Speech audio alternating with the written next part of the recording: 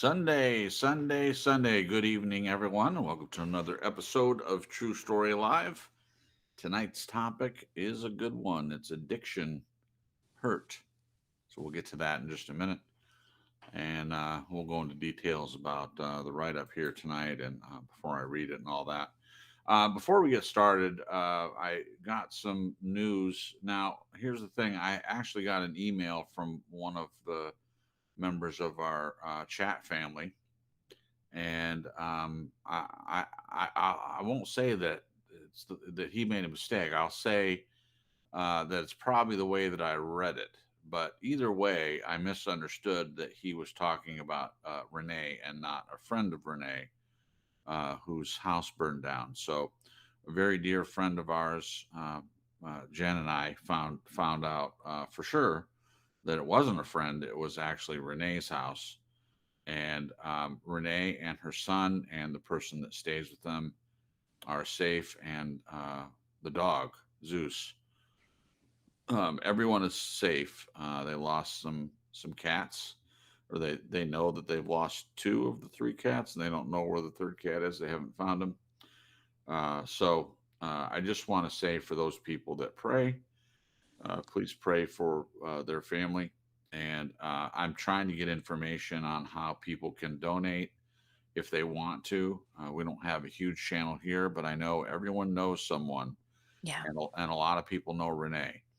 Now, she said in a short video that Jen played for me that people have been very helpful, but they lost everything. And until I can get details on whether they had insurance and how quickly that's going to, because insurance sometimes doesn't, it comes through, but sometimes they hem and haw and they deny. There's all kinds of processes that you have to go through in order to get the money that you need. And meanwhile, where are you at if you're in a Yeah. situation like that? So I would assume that there are people that would want to help. And uh, as soon as I can tell you guys where to send money, I know that she's got a PayPal, but I don't know anything else. I don't know if they're good. I don't know if they've gotten enough donations. They don't want any more.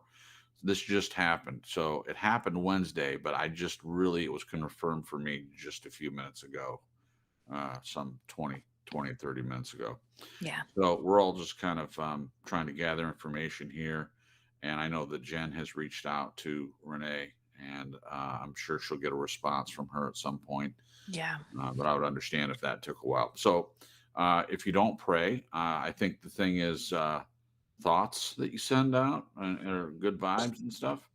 Uh, usually the phrase is thoughts and prayers, but if you don't pray, then it doesn't mean that you can't think about the person, and it also doesn't mean that you wouldn't send financial help or anything like that. So I'm not leaving anyone out on this. Someone that we care about and a really, really decent person has gone through a very traumatic thing. So uh, Annie asked, "Can you post in the comments after when you find out?" Yes, Annie, Yeah. I I just will said have. that.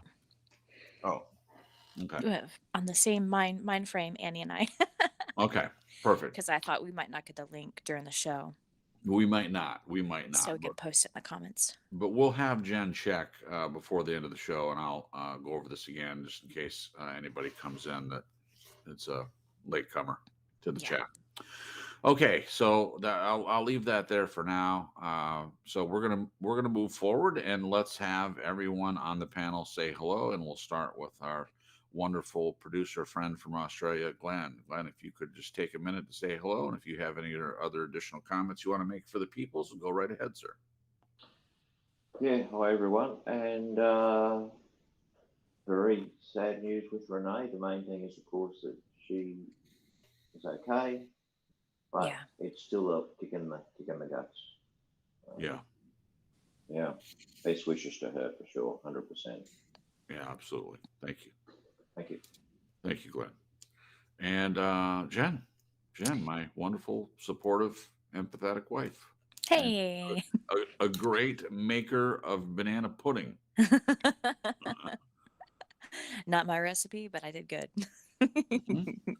It was It very was tasty. I it tried was to eat it slow delicious. because it was so good, and I didn't want it to be gone, so I just took it little bite by bite and enjoyed each tantalizing, tasteful. Yeah, that's not what I did. I was like, "Rawr, rawr, rawr, rawr," like Cookie Monster. I try to tell you. But you know, it was great. It was great that while I was shoveling it into my face, I could Mhm. watch you eating it slow. So I got Yeah, to enjoy you eating it slow while I was eating my vicariously. fast. Yeah, you live vicariously through my slow eating of the banana pudding. It was awesome. Oh my gosh.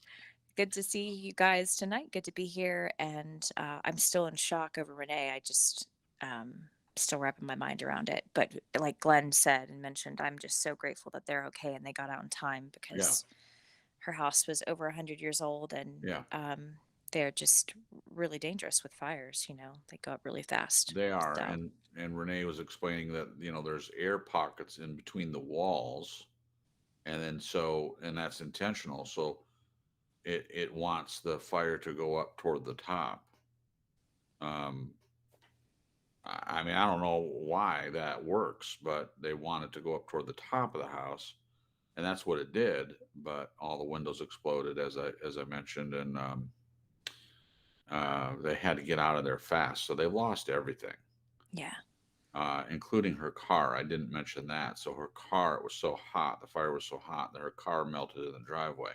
So there's no vehicle, there's no things. I'm sure personal belongings and clothes, and I'm sure her computer that she does broadcast from, that didn't make it. I'm positive. Um, the video that I saw, she was doing from her phone. Yeah. I'm So glad she has a phone. yeah, yeah. At least she has a phone, so she can contact people can contact her. So anyway, fire is a destructive and a very helpful thing, depending on how it's being used. And Yeah. these things do happen, but there have been fires in our past in our family, not me personally, but my grandparents, and their dad's house burned down with the fire. They still talked about it years later. I mean, it is a traumatic thing when Yeah. when a fire happens to your home and you lose all your things. But she had a really great attitude. She referenced Job, who everyone that knows the story knows that everything was taken from him, including his family. House burned, or I think it was a whirlwind rather, that got Job's house. Uh, Lost his animals. They were either killed or stolen. And his wife was saying, "Gosh, you've lost everything. Why don't you just curse God and die?" And he said, "Though he slay me, I will not. I will not do that." And he never did. And Renee has the same attitude. And I'll just say one more thing about this: the people that are saying hateful comments toward Renee, I don't understand that. I mean, I know she has a lot of people, and she's suffered persecution for a long time, of people that don't think she should be teaching. They misinterpret verses in scripture that talk about a woman being a pastor. Having a YouTube channel and teaching, or going over the Bible and talking about the Bible, that's not what Second Timothy is talking about. And yes, that's my opinion, but there are a lot of people that have a differing opinion. But even if you think she shouldn't be teaching, that is not an excuse to say horrible, mean things about her when she's just suffered, anytime really, but especially when she's suffered this horrible thing that's happened. Um, Yeah. so if anyone knows her, please take a moment, even if we don't have a way to help financially right now. Oh, I just found the GoFundMe link. Oh, there's a GoFundMe link. Yeah, it was on her Facebook page. Okay, are you capable of posting that? I think you have permission. Yeah. Okay. Yeah. Just post that in the chat, and then I can put it in the description as well. It'll be in the description for people that watch the video later. So you'll find there you go, the GoFundMe. That's the GoFundMe link in the chat, and I will grab it and put it in the description. Let's do that right now. That way it's done. And I'll put that in there as well, and we can put it in our Discord page too. Okay. All right. So there that is. All right. So a few people are in the chat. And Jen, if you would take a minute and say hello to the people in the chat, and then we'll get started with our write-up. Sure. All right, we have Annie. Hello, Annie. Joel popped in. I don't know if he's still in here, but I think he might be. Okay. Debbie. Hey, Debbie. Let's see. As I'm scrolling. Scrolling. And Janet. Okay, but is GBY goodbye? Yeah. Okay. I guess she popped in and then she had to leave. Okay. Okay. Well, all right. That's okay. Hope you come back, Janet. I love having her in the Debbie, chat. Joel, Janet says popped in some GBY all. Okay. That's why I was Hey, like, I'm maybe that back means at the something start. else. Heard about Renee from another person with the channel yesterday, but one. Sure it was true. How sad. I will check your channel for info. Her channel. I'll let you know when in present. Maybe when she's back. Goodbye, all. Okay. All right. Well, we'll go ahead and get started, guys. And if you're listening to the playback, you won't be. The link will be in the chat, but I'll put it in the description when I get a chance. So it'll be there for you. And hello to Alex, who just popped in. Hi, Alex. How are you, my friend? I don't know if you had a chance to hear about Renee. So go over to her channel when you get a chance. Not right now, though, because you're here. So Janet. he says that's the wrong link. It is? Well, that's what he said. I don't know. Maybe I didn't copy it. Copied it. Let me try again. Okay. Maybe it didn't copy the whole thing. Okay. And John just popped in. Hello, John. Nope, I think that's the same one. How is that the wrong link? I'm going to check it. It says family in Holland lost everything. Can you help? Yeah, that's right. Yeah, that's right. It says 6,023 raised. Yeah, that's it. Oh my gosh, there's a picture of it. Yeah. Wow. That's gutted. Okay. Wow. Okay. Well, I'm glad that she got out of there okay. That's horrific. So that is the proper link, guys. Okay.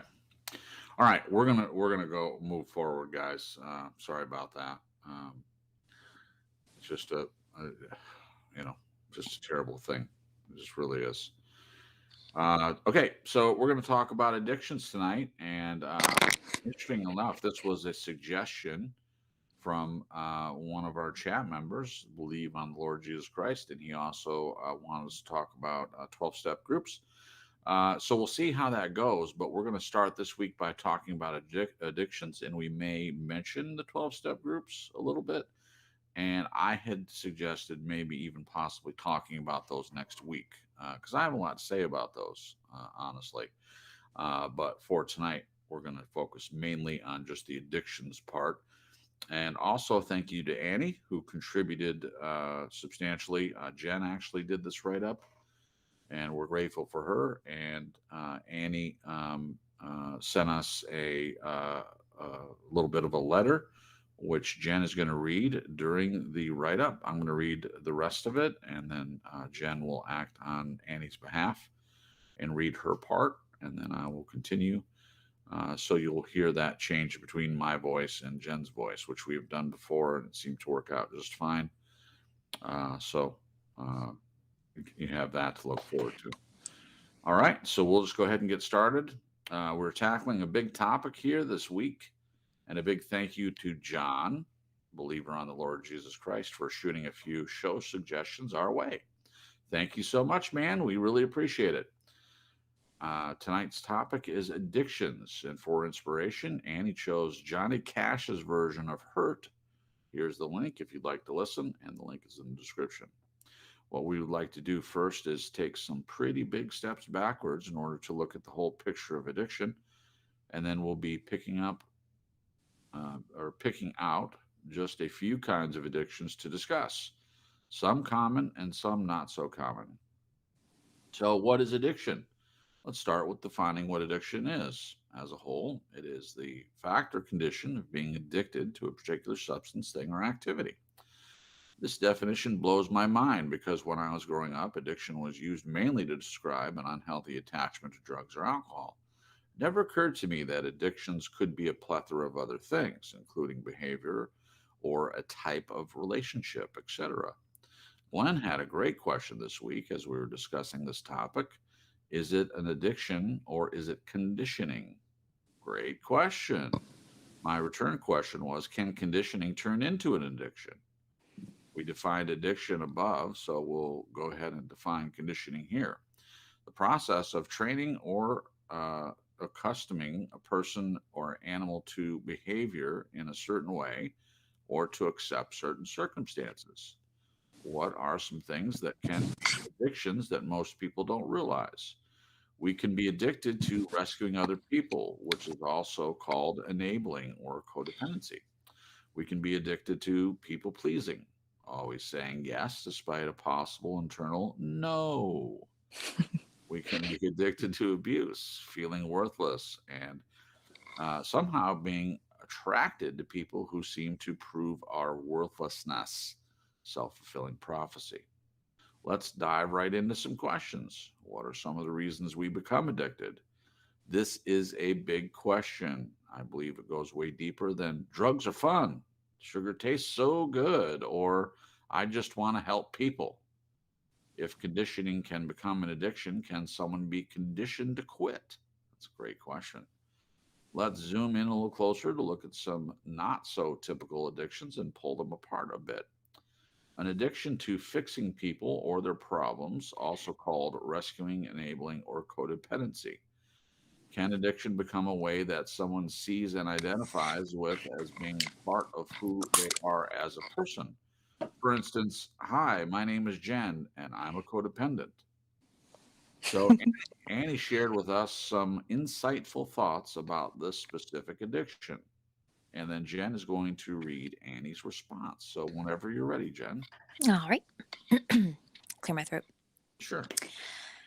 So Annie shared, I know that I have a predisposition, mostly in my past, for concentrating/focusing on other people's situations and wanting to fix them.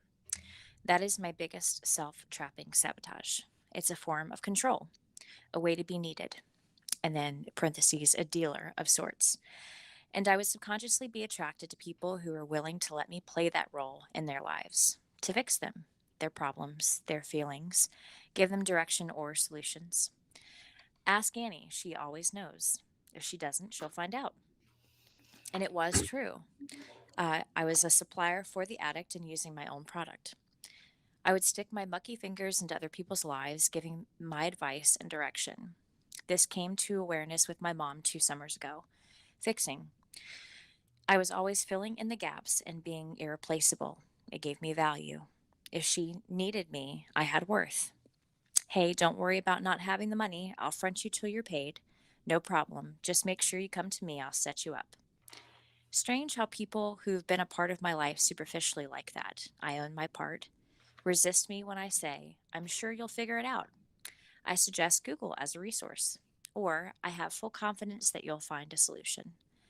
They've deemed that to be dismissive because I made it that way to begin with. I fed the monster of codependency and ensured my place in that being by doing all those things. I liken it to a child now and my past experience with mom not letting me do things on my own. I know I learned it from her, and it was a functioning part of all my relationships, even my son to an extent. The glory of it was giving him the honest freedom to say, Mom, you're doing it again. I can figure this out on my own. And I would thank him. As hard as it was to back off and let him experience it, the dealer became a health worker. I love that part. And we began a process of independence. We sought out ways to foster that. Thank you, Annie, for your sharing. Thank you, Jen, for reading. Yes. A few more not so typical addictions are an addiction to a 12-step program, workaholism, therapy, researching, religion, control, politics slash media slash being informed, fitness and dieting.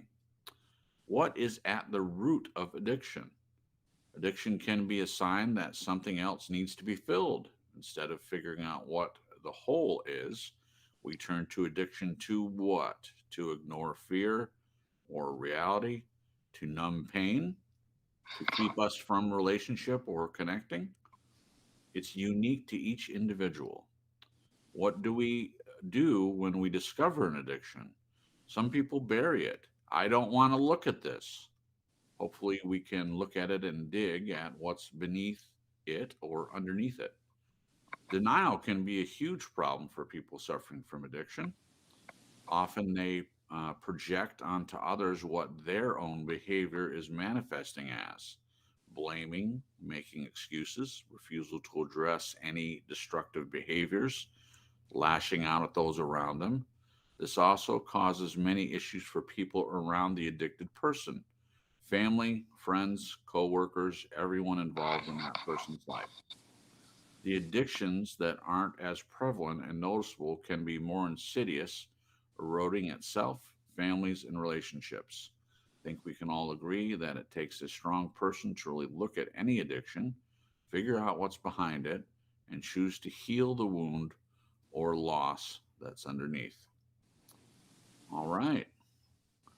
Well, that, in my opinion, was an excellent write up. Thank you for doing that, Jen. And also thank you to Annie, who contributed um, that letter and also some changes to the actual write up. And this may be something that we'll do moving forward since Annie has availed herself to the three-way chat and is having ongoing conversations.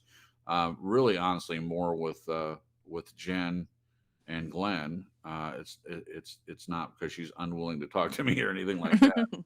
I'm very busy during the week with my job and stuff, and I don't spend as much time in chat as the three of them do. I do comment from time to time, but anyway, that's neither here nor there, I suppose.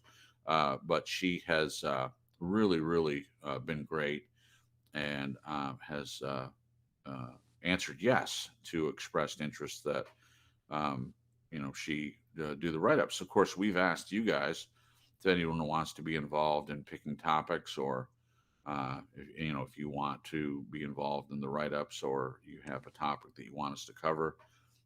We've asked, and unfortunately, very few people have brought anything to the table. But this very topic tonight is one of those suggestions from a chat family member. As we said at the beginning, for those that came in late, this is from um, Believe on the Lord Jesus Christ.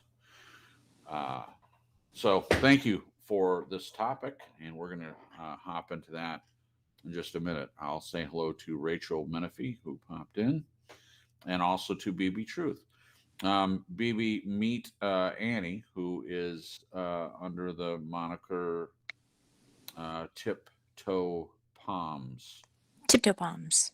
What? You gotta say it fast. Tiptoe palms. Tiptoe Palms. Tiptoe Palms. There you There go. you go. I think you two would get along as well. Of course, I think anyone get along with Annie. I think so too. Also, Gragu is I think is it might be Celine. I see a baby Yoda in the profile pic. It's very small oh, though. okay. Welcome, Gragu. But I could be wrong. I'm not sure.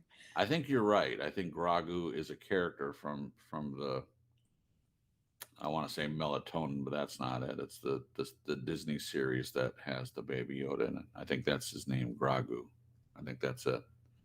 So that would make sense because she's fascinated by that character, and who wouldn't be? Such a cute little Yoda baby. Okay. All right, so we're gonna hop right into it. By the way, this song that Annie chose, it's one of my favorites. And, it's kind of a depressing song in my opinion. It was Johnny Cash's last song. I am a fan of Johnny Cash. I've mentioned before, and it's probably one of his best, most popular songs. He has a lot of them actually from various times in his life. It was originally done by someone else, and when he revived his career toward the end, it was suggested he do the song. And the guy that wrote the song originally was like, "What? No way!" And then he heard it, and he was bowled over by how well Mr. Cash did with the song. And it literally was the last song he did that was recorded before he went to his reward. So there you go. So that is in the description if anyone wants to hear it. Okay, so we kind of talked a little bit about addiction. Now, just so everyone knows, the definition that we used here, it doesn't cover the vast array of what addiction actually means. It means a lot more than that. So hopefully, as we answer these questions, we can kind of fill that in a little bit. So, having said that, the first question is, was addiction? So here's the perfect opportunity to fill that in a little bit. And we'll start with Jen. Jen, do you want to say Mm. anything extra about addiction in general or specifically? Yeah, this is kind of short, but I always think of the word compulsion. Oh, yeah. Because sometimes, well, I mean, I guess a lot of people that think about addictions might think of that word like a itch you need to scratch kind of a Yeah. thing. And it is interesting how it can come across as this gnawing need, Right. you know. Yeah. So that's my comment. What about you? Oh, yeah. I have a lot to say, actually. So I'll save mine for last and we'll ask Glenn. Yeah, sure. I can say that on this topic, I'm probably pretty much out of my depth. So I've had very little exposure to it, but I'll do my best to soldier on.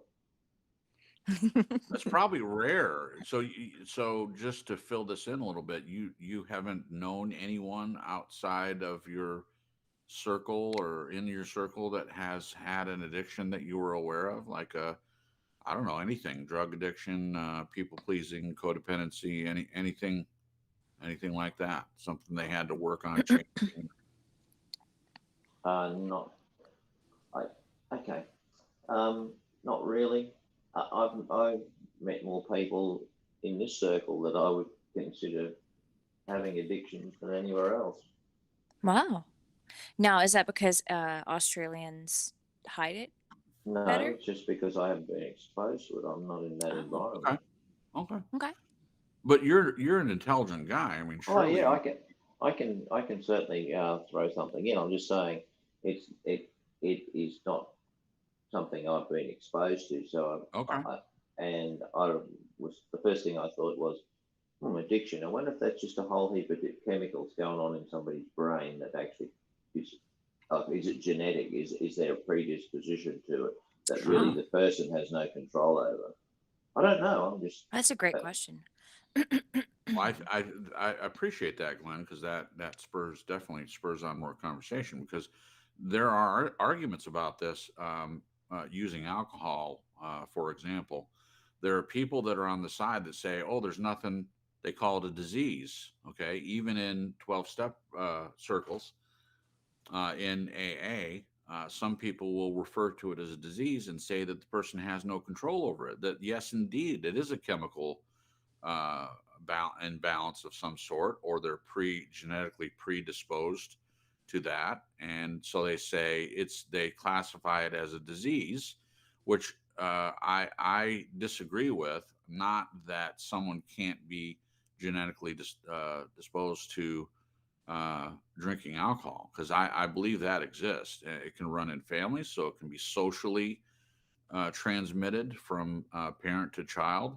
One of two things can happen. If your parent was a raging alcoholic, sometimes either you'll pick up the bottle yourself and do the very same thing your dad did or your mom did, or you'll be so against alcohol that you never touch a drop as a reaction to what you grew up with.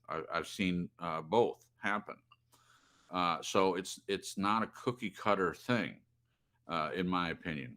But anyway, the argument is some people are on the side of it's a disease. You can't do anything about it.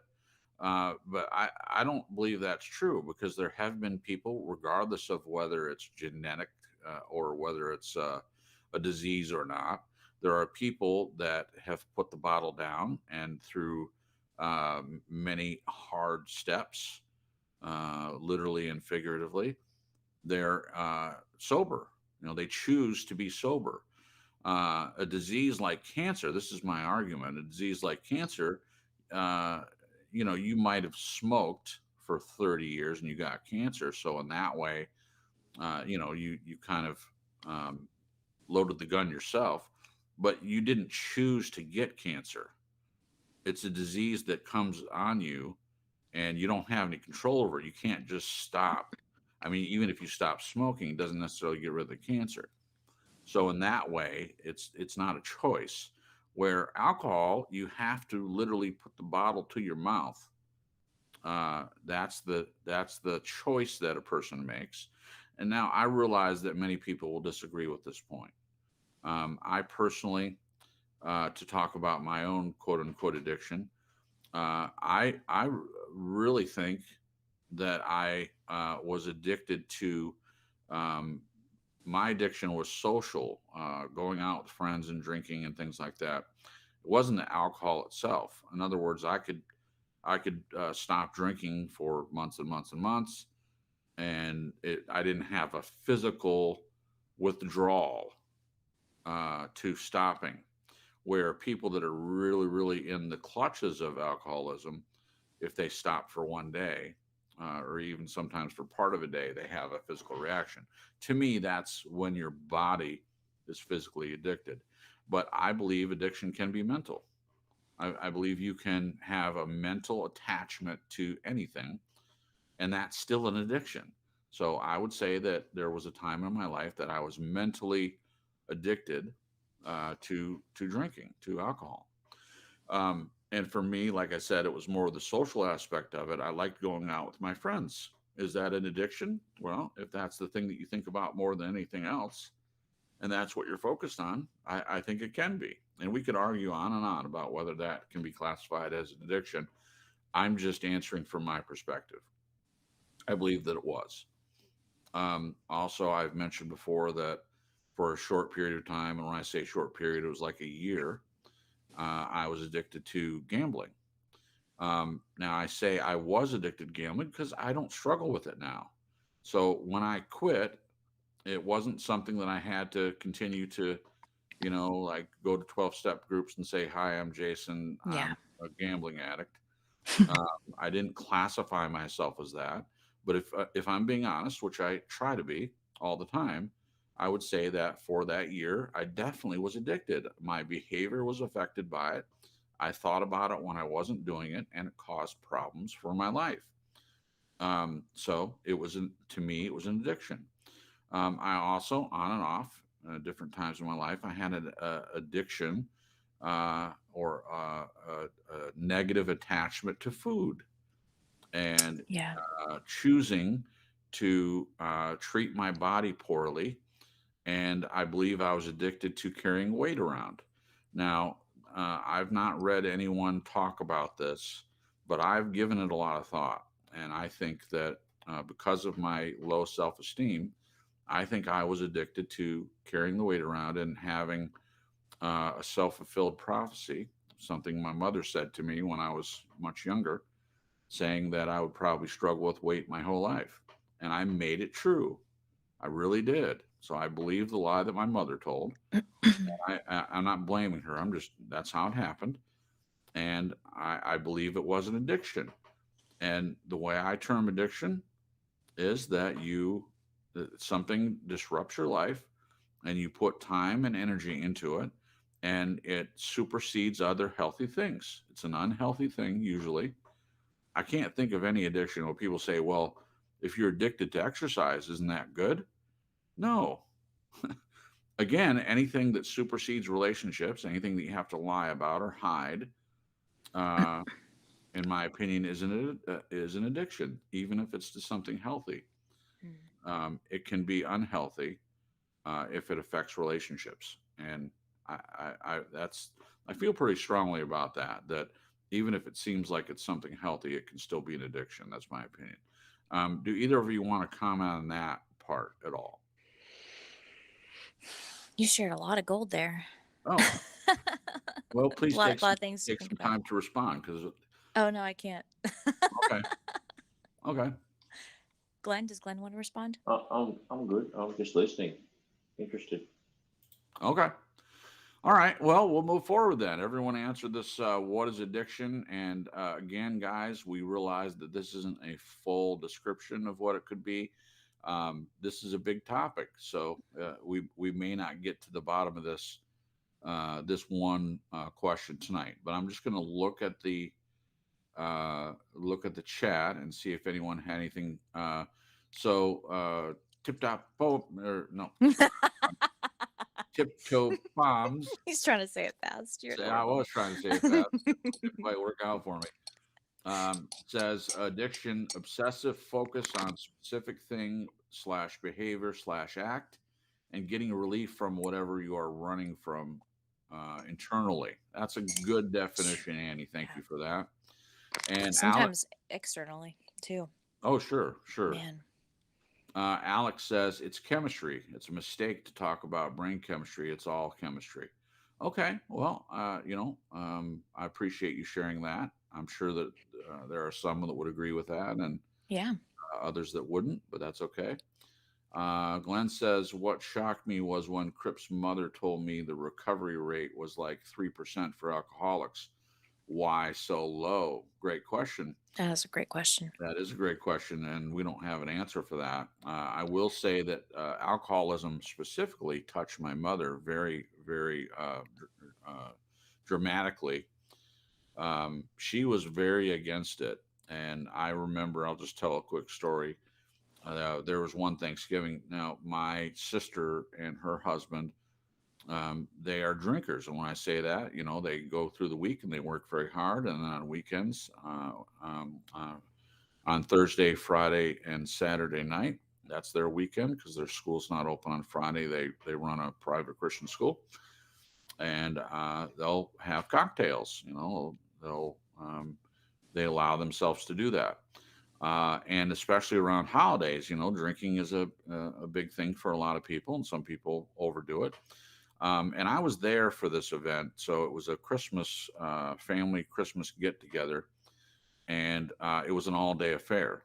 And Shannon and Kyle were not getting drunk, but they were all day having cocktails while we did our different festivities and stuff.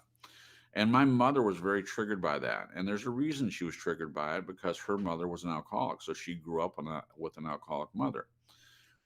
So she had a reason to do that. But I believe that her reaction to it was a little over the top. That's just my opinion. And she kind of yelled at us. I'd had a couple. I didn't have as much. Not that it matters, but I'd had a couple myself. And my mother reacted to this, and she put her foot down and said, when we do these family gatherings, there's no drinking. And that caused a huge problem because, I'm rightfully so. You can't, I guess it's her house, so she can say, in my house, we're not going to do this. But then the other people have to make a decision whether they're going to be a part of that, because drinking is a part of their life. And they weren't drunk by any stretch of the imagination. But that didn't seem to matter to my mom, because she was quote unquote triggered. And that's a word that she used quite often. It's a psychobabble trigger word, psychobabble keyword. And it just means that something someone else does causes an emotional reaction. And that's what happened with her. Now, later on, we talked about it when emotions settled down a little bit.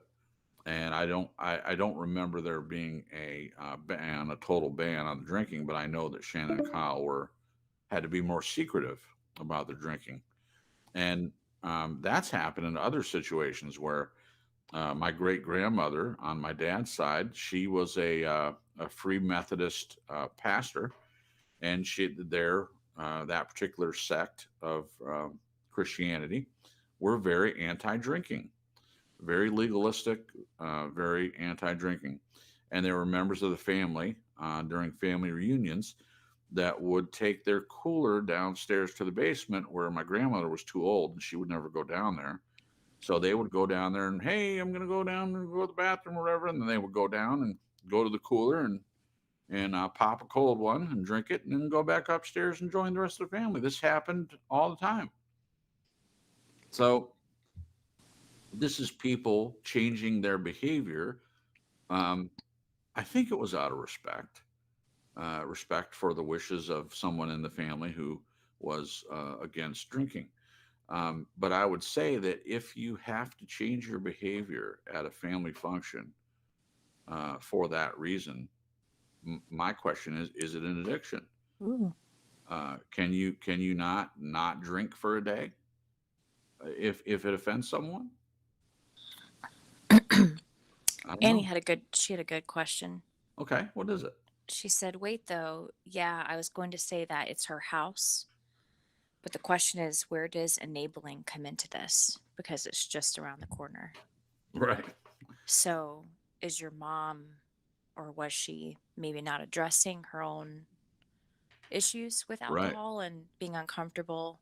right. Instead, she was trying to control what other people were doing to Correct. make her more comfortable. Wow, Annie. I Yeah. wish my mother were here to respond to that comment. But you really, really hit on something there. You really did. I questioned my mother about this many, many times because she did react to what other people did rather than changing her behavior. I will say, and I've mentioned this before, that in the last 6, 7 years of her life, she attended Al Anon, which many of you know is a 12-step group for the families Yeah. A of wonderful 12 alcoholics. step group. It was wonderful, and I supported her, and I went myself, and I actually benefited from that as well, even though my exposure to my grandmother's drinking is secondary in nature. It still helped me as a person. The thing that helped me the most, and we may address this more if we tackle this as a topic for next week, was sitting at the table. Okay, so this concept that we went over recently about coming to the table, these were strangers initially that were all open to talking about their lives and sharing their experiences in an open forum. And I'm assuming, I'm sure there were people that weren't honest, but for the most part, I felt like people were being authentic. And I remember thinking, this is what should be happening in the churches. And you guys have heard me mention this before. You should be able to, in a church, have these same conversations. You should be able to talk about what things you're struggling with or what your family's struggling with and get honest feedback. Yeah. And this is what happened in my experience with Al-Anon, and it helped my mother tremendously. So Annie, she did work on this, but this story I'm telling was from a little bit further back. But she struggled with this her whole life. Her reactions to what other people were doing, and her trying to change their behavior rather than working on the issue for herself. Yeah. So, as is the case with a lot, not all therapists, but they can help other people change their behavior and change their lives, but a lot of times their lives are a mess. I'm not saying my mother's life was a mess. I'm just making the point that she struggled with things, well, even though she was helping other people get their lives under control. Yeah. We have And- 6 minutes, Crips. okay, thank you. 6 minutes, gotcha. Okay, so just as a reminder, everyone, we're still in the same boat about the chat, the Google Meet that has been changed. So you have a certain amount of time to use it, and then you have to move to another channel in order to continue to use it for a 2-hour broadcast. So there'll be Glenn has gotten very good at switching over fairly quickly, but there'll be a moment of silence. So if you're listening to the playback, I apologize for that. We haven't found a workaround yet. We're still working on that. And part of the reluctance is, I don't want to waste too much time with this, but part of the reluctance is we've been using the Google Hangouts, and then they changed it to Google Meet, and that's where the problem started. And this is kind of what we're used to using. So to switch to a whole nother operating system in order to do these broadcasts, it seems like a big task getting used to that. So it seems right now, at least for the president, it seems quicker just to change to another chat and then have a moment of silence. So that's what we're doing, at least for tonight. Okay. Uh, Glenn says, Crips, I think we should talk after the show. Okay, sure. We'll talk after the show. I don't know what that's about, but more than happy to talk. Okay. Helene, welcome to the show.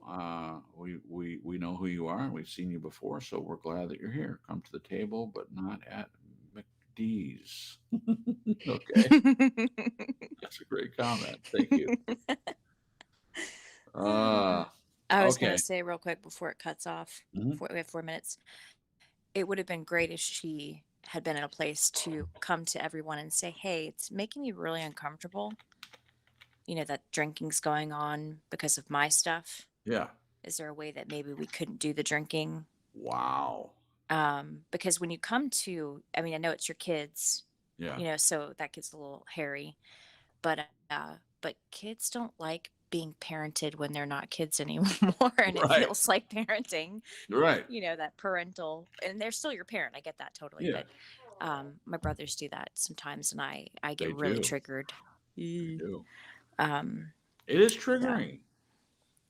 It is yeah, triggering to have when you're like you described, Jen. You're an adult yourself. You make your own decisions, right or wrong. You make your own decisions, and pretty much the parenting role is over, at least in the control area.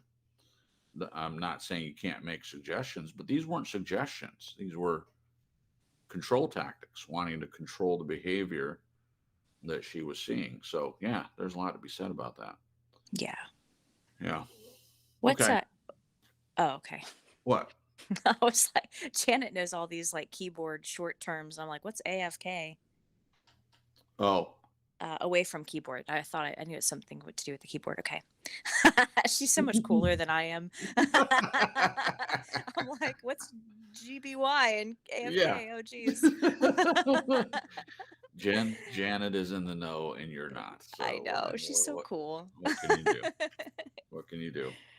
All right. I think we've got just a few minutes. So you want to remind Okay. people that it's going to cut off and we'll be back. Yeah. So it's going to cut off and we'll be back. We do wait to the last minute because then we have more time with the next chat. So that's kind of why we're filling time a little bit in between. So Yeah. that's the deal there.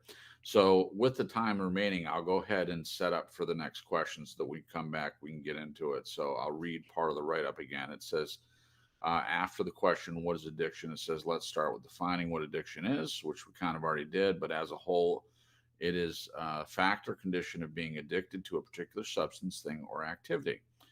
And then Jen, who wrote the write up, says this definition blows my mind because when I was growing up, addiction was used mainly to describe an unhealthy attachment to drugs or alcohol.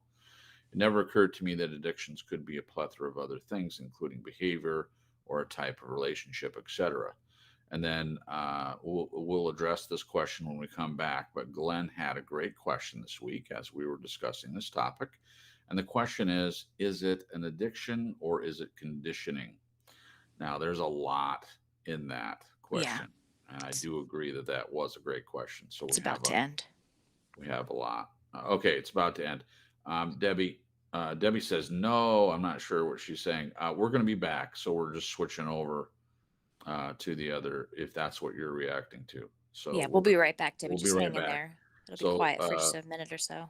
if you guys can stick around, it'll just be a brief moment of silence as we switch over to the other chat, and then we'll be back. And we'll when we come back, we'll go to this question Glenn had, and we'll fill that in. Okay, so why don't we go ahead and switch over now, Glenn, if Okay. you're ready. Yeah, it's about to end. We can switch over. Okay, we'll switch over now, guys. So we'll be right back.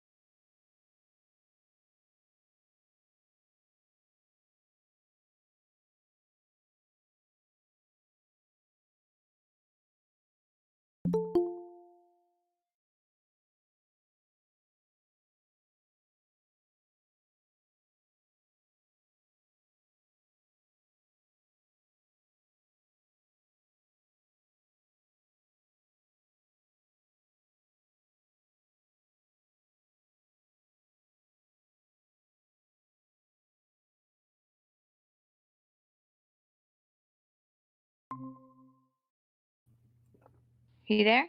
I'm here. Awesome. I thought I did it wrong, so I was trying to redo the code. Yeah, I'm trying to like not trying to find this just a minute. Let's put it down to that. Okay.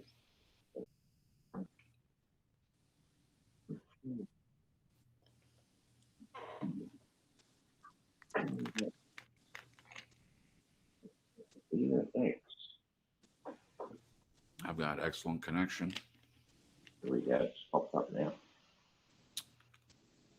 Be able to see the chat on my end. I like I think we're John's. going. Okay. We're on. Just Okay. check that everyone can hear us. Yay. Yeah. Okay. Awesome. All right. Thanks, guys, for hanging in there. Okay. Before we get to the question, I'm going to read Believe on the Lord Jesus Christ comment because I think it's a good one. He says, I looked at addiction as a symptom of an underlying problem in relation to lacking in an area of self-empowerment. For example, childhood neglect trauma. That's a good point, John. Appreciate that. Yeah. So we're going to get into this because the question is it addiction or is it conditioning? This is Glenn's question. As I said, this is, in my opinion, a great question. We're going to fill that in now. I actually had a lot to say about this, but we'll start with Jen or Glenn, whoever feels as they say in Al-Anon, a burning desire to share. I'll go first. Okay, go ahead, Jen. I love my parents, and they did the best they could. They really did with what they grew up with, which Right. it really was quite a bit better than that what they grew up with. And just real quick, my mom grew up in an alcoholic family, and it was really, physical throwing and yelling, and her dad driving drunk, and just hitting people on the road, and he almost burned himself down in the prison because one of the prison guards he knew, and they let him have a cigarette. Like, I mean, it just was crazy. And then my dad's side, his family didn't talk. They didn't have any highs or lows. Right. Because his mom got sick when he was really young. There was 5 Right. kids. She got polio. She almost died. She was paralyzed Right. from the waist down, and a lot of stress on his dad, my dad's Right. dad. Of course. And so he just wanted to keep things at an even keel in the house. But what it did is it stifled any joy and happiness. And when you're kids, you want to laugh, you want to be loud. Right. But you also, want to throw something at one of your siblings, and you can't do that either. Right. So it was a lot better when what they grew up with. But I would say there was emotional neglect. And my dad, as I've spoken on this channel before, he was very angry. And to me, it was very, very scary. And so not growing up with having any sort of guidance on how to deal with emotions, how to navigate through them, and then, building autonomy, like figuring out who I was. Right. I got conditioned, and this is where I'm going with it. I got conditioned to look to other people to tell me who I was, like my Right. parents, and they never really did. Uh-huh. And they never taught me how to find it in God, or help me like realize, okay, who do I want to be? So I kind of was floating around, and then I got in relationships, in high school, where I was just this like open thing. I don't even know what to call it, where I was waiting for people to come into my life to tell me who I was, Right. which really set me up for abusive friendships and abusive relationships with people that were looking for those kind of people to control. Yeah. So I do think, in a way, it started as conditioning, but now I am wondering, did it become an addiction? And I'm not quite so sure, because getting out of my last marriage that was abusive, I didn't go back to it. But Right. I did have, up until that point, that last marriage, I did have a habit of choosing, boyfriends that Right. were like that. Yeah. It's just the last one was the worst. Yeah, that's true. But was that a habit or was it an addiction? I don't know if I would call it an addiction per se, but so that's more along the lines of the conditioning part of the question. Yeah, I would agree. And just from the outside, I would say, Jen, that when you were done, you were done. So someone that's addicted to that type of thing, they're Yeah. not done. I mean, some of them eventually are, but to use Victoria's Voices as an example, and guys, if you're on Facebook and you have been in abusive relationships, or people that have been your family member, loved one, or whatever, that is a great Facebook resource to join. Jen has been over there for a while, and there are some lovely people over there. So I And that's how I met strongly Annie. suggest it. Yeah, Annie. That's how we met Annie. So obviously, I think it's fantastic. But they talk about these kinds of things over there, and I have read a lot of stories from there. And some of those people you hear where they repeated the same patterns over and over and over again. And this is what happens with addiction.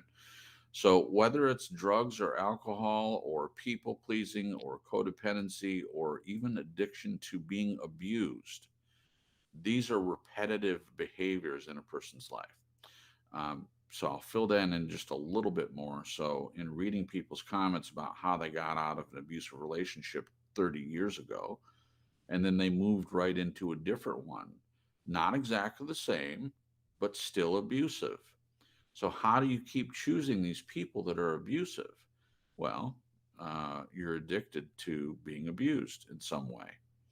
Now, it's unique to each person, and in order to understand that, you would have to know the person's background and know what their childhood was like, and know their physical makeup, where their self esteem is.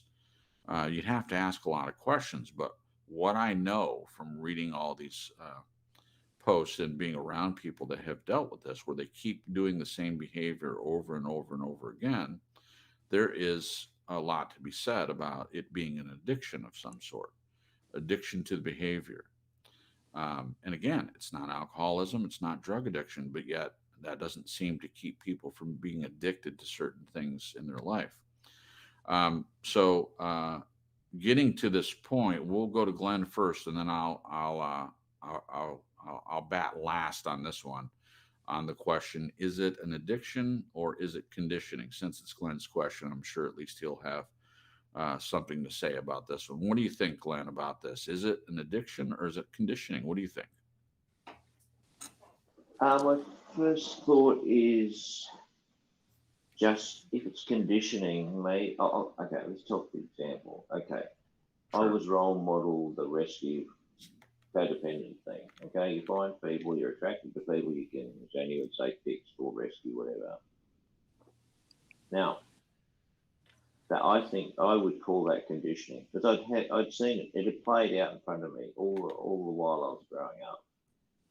But when it was pointed out to me quite severely, I was able to throw it off quite fast because I realised that there was no value in this, and it was not particularly well. It wasn't the kind of thing I really wanted to be doing anymore. So it Yeah. went fast. So that's why I thought conditioning. I always thought if it was an addiction, maybe it was just way more difficult to throw off. Because you see it reported all the time. Oh yeah, he's given up smoking, but now he's addicted to gambling. He's just found another addiction Yeah. rather than just a one-off. Okay, this is what I did. Yeah, I was conditioned to do it. Yeah, okay, I'll get over it. Throw it away. So yeah, I just wonder is addiction much more deep-seated, and there's something much more fundamental about that makes a person just move sideways all Yeah. the time. Just keep finding something else that they're Yeah. addicted to. So, Well, what John had mentioned earlier, he really hit on what I think is, I mean, I can't say for sure 100% that this is always the case, but definitely some hurt. It's like deep hurt that's not, it's a wound, a core wound that isn't healed yet. And so even if you can get over one addiction because that core piece of you hasn't been addressed or looked at, like you were saying, Glenn, you realized it, because a lot of people walk around and they've got these core wounds that they don't even realize they exist. They've been ignoring it for so long, or maybe it didn't even realize it was there in the first place, that it's just not being addressed. So they have this compulsion to fill that hole with something else. And so if they get rid of that one addiction or compulsion, another one pops up in its place because that core thing hasn't been dealt with yet. and well, Jen, I can say, if I've said before, I don't have those traumas Yeah. in my background. So maybe I would think that what John and yourself said is quite relevant. Yeah. But I don't have that experience, hence I can't comment. What about you, Jason? Well, first, I take a little bit of umbrage. Is that correct? With what Glenn's saying, just because you haven't, this is just my opinion, Glenn, but just because you haven't experienced a lot of that, I don't think it means that you can't comment. I mean, you have a fantastic brain, and so I'm sure you can process this in knowing that other people have faced these things. Yeah, but Chris, So, if John says to me, I've got this, or anyone on here says, I've experienced X and Y in my background and it's incredibly traumatic, I just can't put myself in their place. okay, That's what Yeah. I'm saying. It's just too difficult for me to imagine something that I have not actually experienced. No, that's all I'm saying. fair enough. Okay. Okay.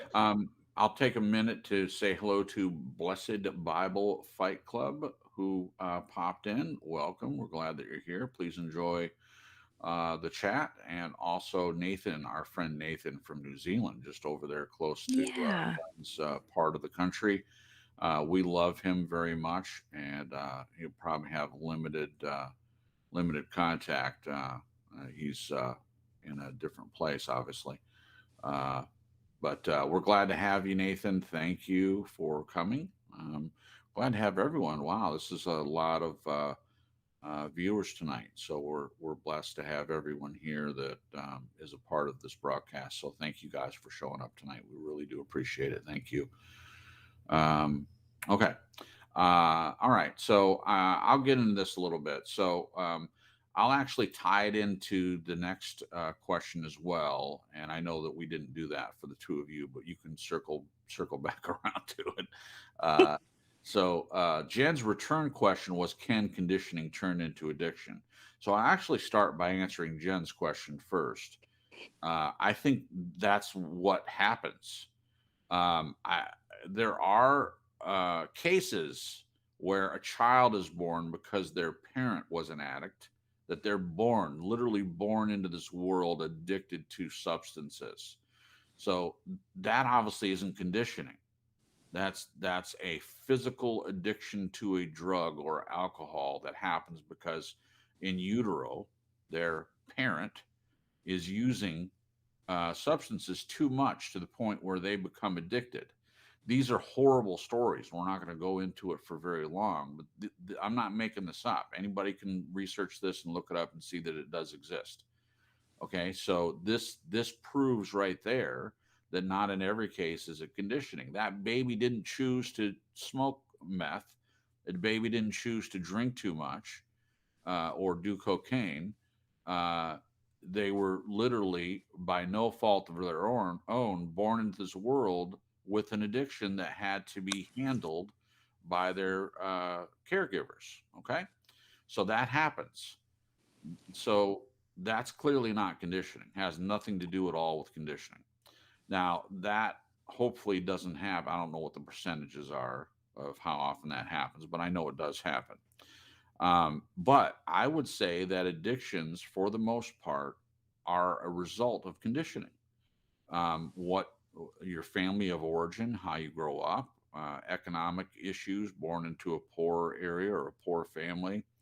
Now, that doesn't always mean that you're going to become addicted to something. I mean, we've seen cases where people were born in impoverished areas and they work their way up and they work hard and they make something of themselves. So it's not in every case, but the percentages are high for people that grow up in that atmosphere for becoming addicted to something. So it happens. So the conditioning, it can start out as conditioning, your environment that you grow up in, schools that you go to, peer pressure, other kids are doing it. So, you try it. But I know I've been around people that when they tell their story, they say, I tried this one time in talking about a certain drug. I tried it one time and I was addicted. Now, that's not everyone's story. Some people Yeah. try the very same drug and they try it once, they never pick it up again. So, why is it that one person does it and they're addicted for whatever reason, and another person does it and they don't have a problem with it? I'll go a step further and say that a person becomes a quote unquote user of a certain drug and seems like they can pick it up or leave it at any time. Where another person, they can't they can't stop. They just keep doing it. Same thing with alcohol. There are people that can go out on the weekends and drink, and they don't drink during the week, and they don't get drunk at work, and they don't become an alcoholic. Where there's someone else that they have to do that. They seem to have to do that. So what is it? Is it just conditioning? Is it a genetic issue, passed down from generation to generation? Are people predisposed to these sorts of things? I mean, I think the answer to all these questions can be yes. That there's something in a person's life that it can be genetics, it can be conditioning, it can be both. Uh, so, I mean, I could go on, but we only have a limited amount of time. So I think it can be.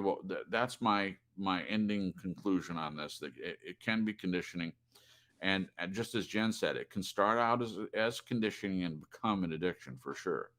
But again, it's unique to each person. So you'd have to know the story of the person Yeah. to make a determination. And although I'm not a licensed therapist, I just have been around this stuff, and my mother was a therapist, so I heard lots of stories. So there's lots of information and book reading and things like that. And And also, you've done a lot of groups too, I've where done a you've heard lot of. good. That's Yeah. true. I went to Gamblers Anonymous for that time that I had the problem, and I learned a lot. For what I learned from that, I'll just say briefly, the stories I heard in there about people putting guns to their mouth because of their gambling addiction. And I never even, it's not that I'm saying, oh, I didn't have as big a problem as they had. That's not what I mean.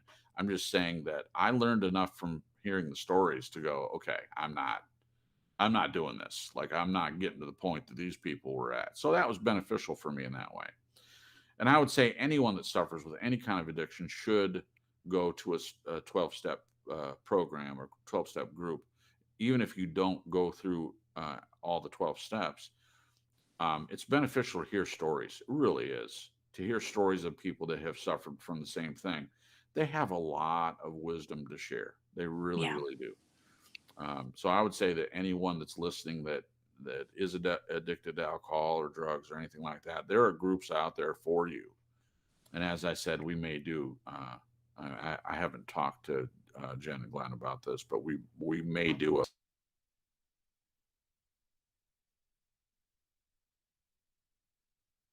I'm saying that it can definitely start as conditioning and become an addiction, but not always. It can start out with a person in a good family, rich family, can go out and try a drug and they become addicted. With little conditioning. Yeah. Of course, then I would say, well, when I say good family, what does that even mean? Like, are they being a rich family? Are they being ignored? Are they just given everything? Is it learned Is it helplessness? healthy? Right, Yeah. right. So we can't answer all these questions in a 2-hour broadcast, but this broadcast and any broadcast that we do isn't necessarily to come up with things to make decisions for everyone listening. You guys hopefully listen to our comments and suggestions. You think about this stuff on your own. That's our hope. We're not trying to tell you how to think for sure. Just you think about this stuff on your own and make your own determination. You're all capable of doing that. I know. Okay, so we all answer this one. Is it addiction or is it conditioning? And then secondarily, so I'll ask Jen, who had the return question, can conditioning turn into addiction? What are your comments about that? Do you think that's possible for the conditioning? If it is, as Glenn suggests, possibly conditioning, can conditioning turn into an addiction? What do you think about that, Jen? I think yeah. Mm-hmm. And maybe maybe not.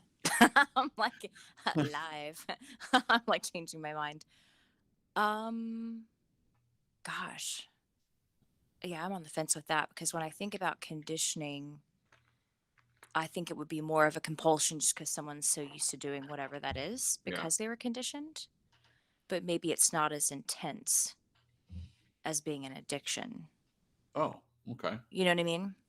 So that's kind of what Glenn's saying. Yeah, I do know what you Yeah. mean. So Glenn's saying, is it in every case? Well, he didn't say in every case. I'm saying in every case. So in every case that we run into or we hear stories of, is it always an addiction or is it possibly conditioning? That person's conditioned. It's conditioned behavior. Another word for that, in my opinion, is programming. So a person is programmed toward overuse of a Yeah. certain substance or people pleasing or codependency. I think it depends on the person and the situation too, because I can see how somebody could be conditioned, and then because they're used to doing it, at some point along the timeline, they might get addicted to it because maybe it's filling a void, or they think it's providing something that they need. Sure. I think of like I mean, I guess OCD is probably not the best example, but something along those lines where they feel compulsion to do it. They've been conditioned, but they get to a point where their compulsivity, Yeah. because they feel like they need to do it to stay calm or to feel safe, Yeah. and then it just becomes something that they need to do, which can turn to Right. addiction. So I guess it just depends on this. There's so many different factors. Yeah, that's my answer. Yeah.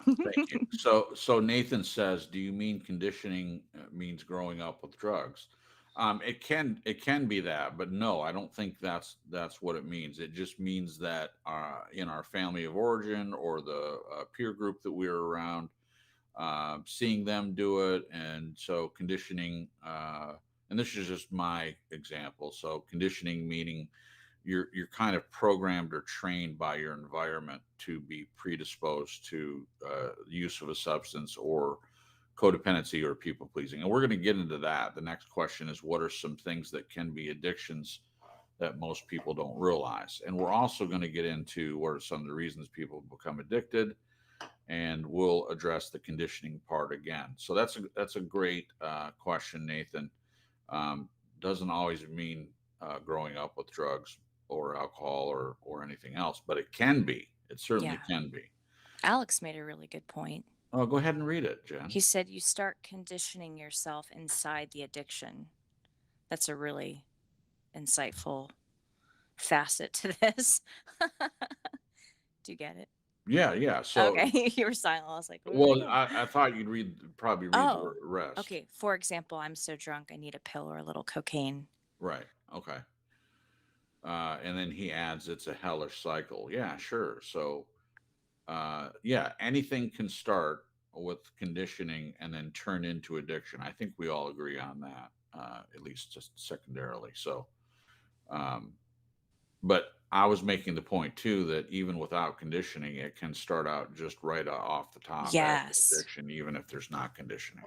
Yeah. So I think they go hand in hand. They can go hand in hand, but it doesn't always have to be that you're conditioned. As we said at the top of the broadcast, it can be that you are predisposed to something. Like there have been some studies done, obviously a lot of studies on whether alcoholism is genetic. There seems to be some proof that it can be. That it's if your parents and your grandparents all were alcoholics, then you're predisposed, at least by their estimation, to become one yourself. So you just have. It doesn't mean you're going to be, because again, it's a choice. It is a choice. I'm sorry. Anything that you do, some people with other things that we're going to discuss here in a minute, you may not realize it, but at the point you realize, you're choosing to continue in whatever that addiction is. Yeah. In the case of drugs and alcohol, you might have a physical compulsion or an addiction to it, and it might be hellish to quit. Might be difficult to quit, like in the case of heroin. I've never done heroin myself, but I know enough about it to know that the side effects are horrible, and quitting is very difficult because of the physical toll that it takes on the body when you become addicted to it. So that kind of keeps people from wanting to quit. In fact, they use the term, I just need to get right or get normal. So they use the drug enough to get to the point where taking it just makes them feel normal and staves off the physical side effects of withdrawal. So it's not about fun anymore. It's about just evening themselves out. Yeah. And I've never experienced anything like that, honestly. I had an experience. I take kratom, which for those of you that don't know is just a plant. It's natural. There's obviously, like with anything else, there's arguments about whether it's addictive or not, and it's expensive. And so with financial struggles and stuff, here not too long ago, we had to, or I had to, not take it for 3 days.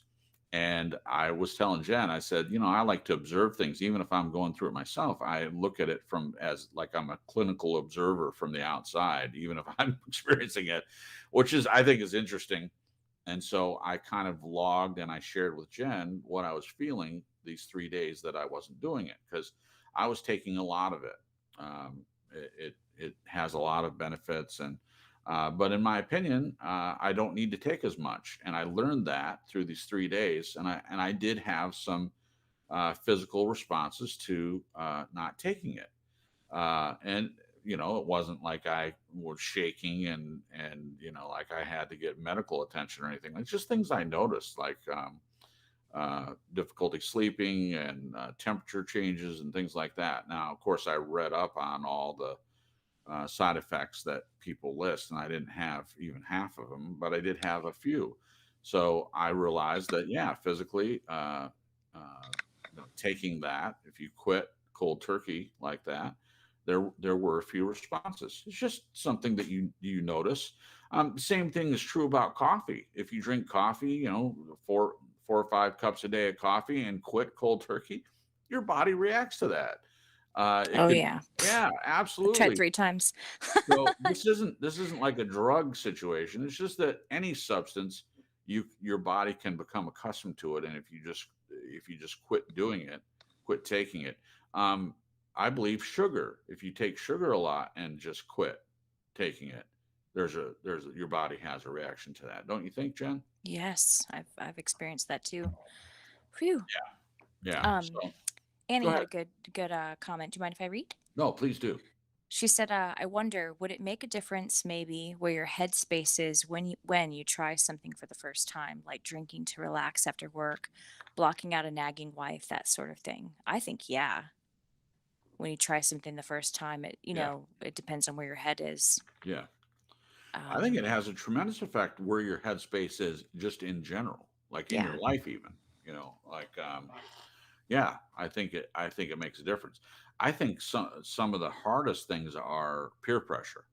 When you're doing something because everyone's kind of egging you on to do it, and then you keep doing it because of that.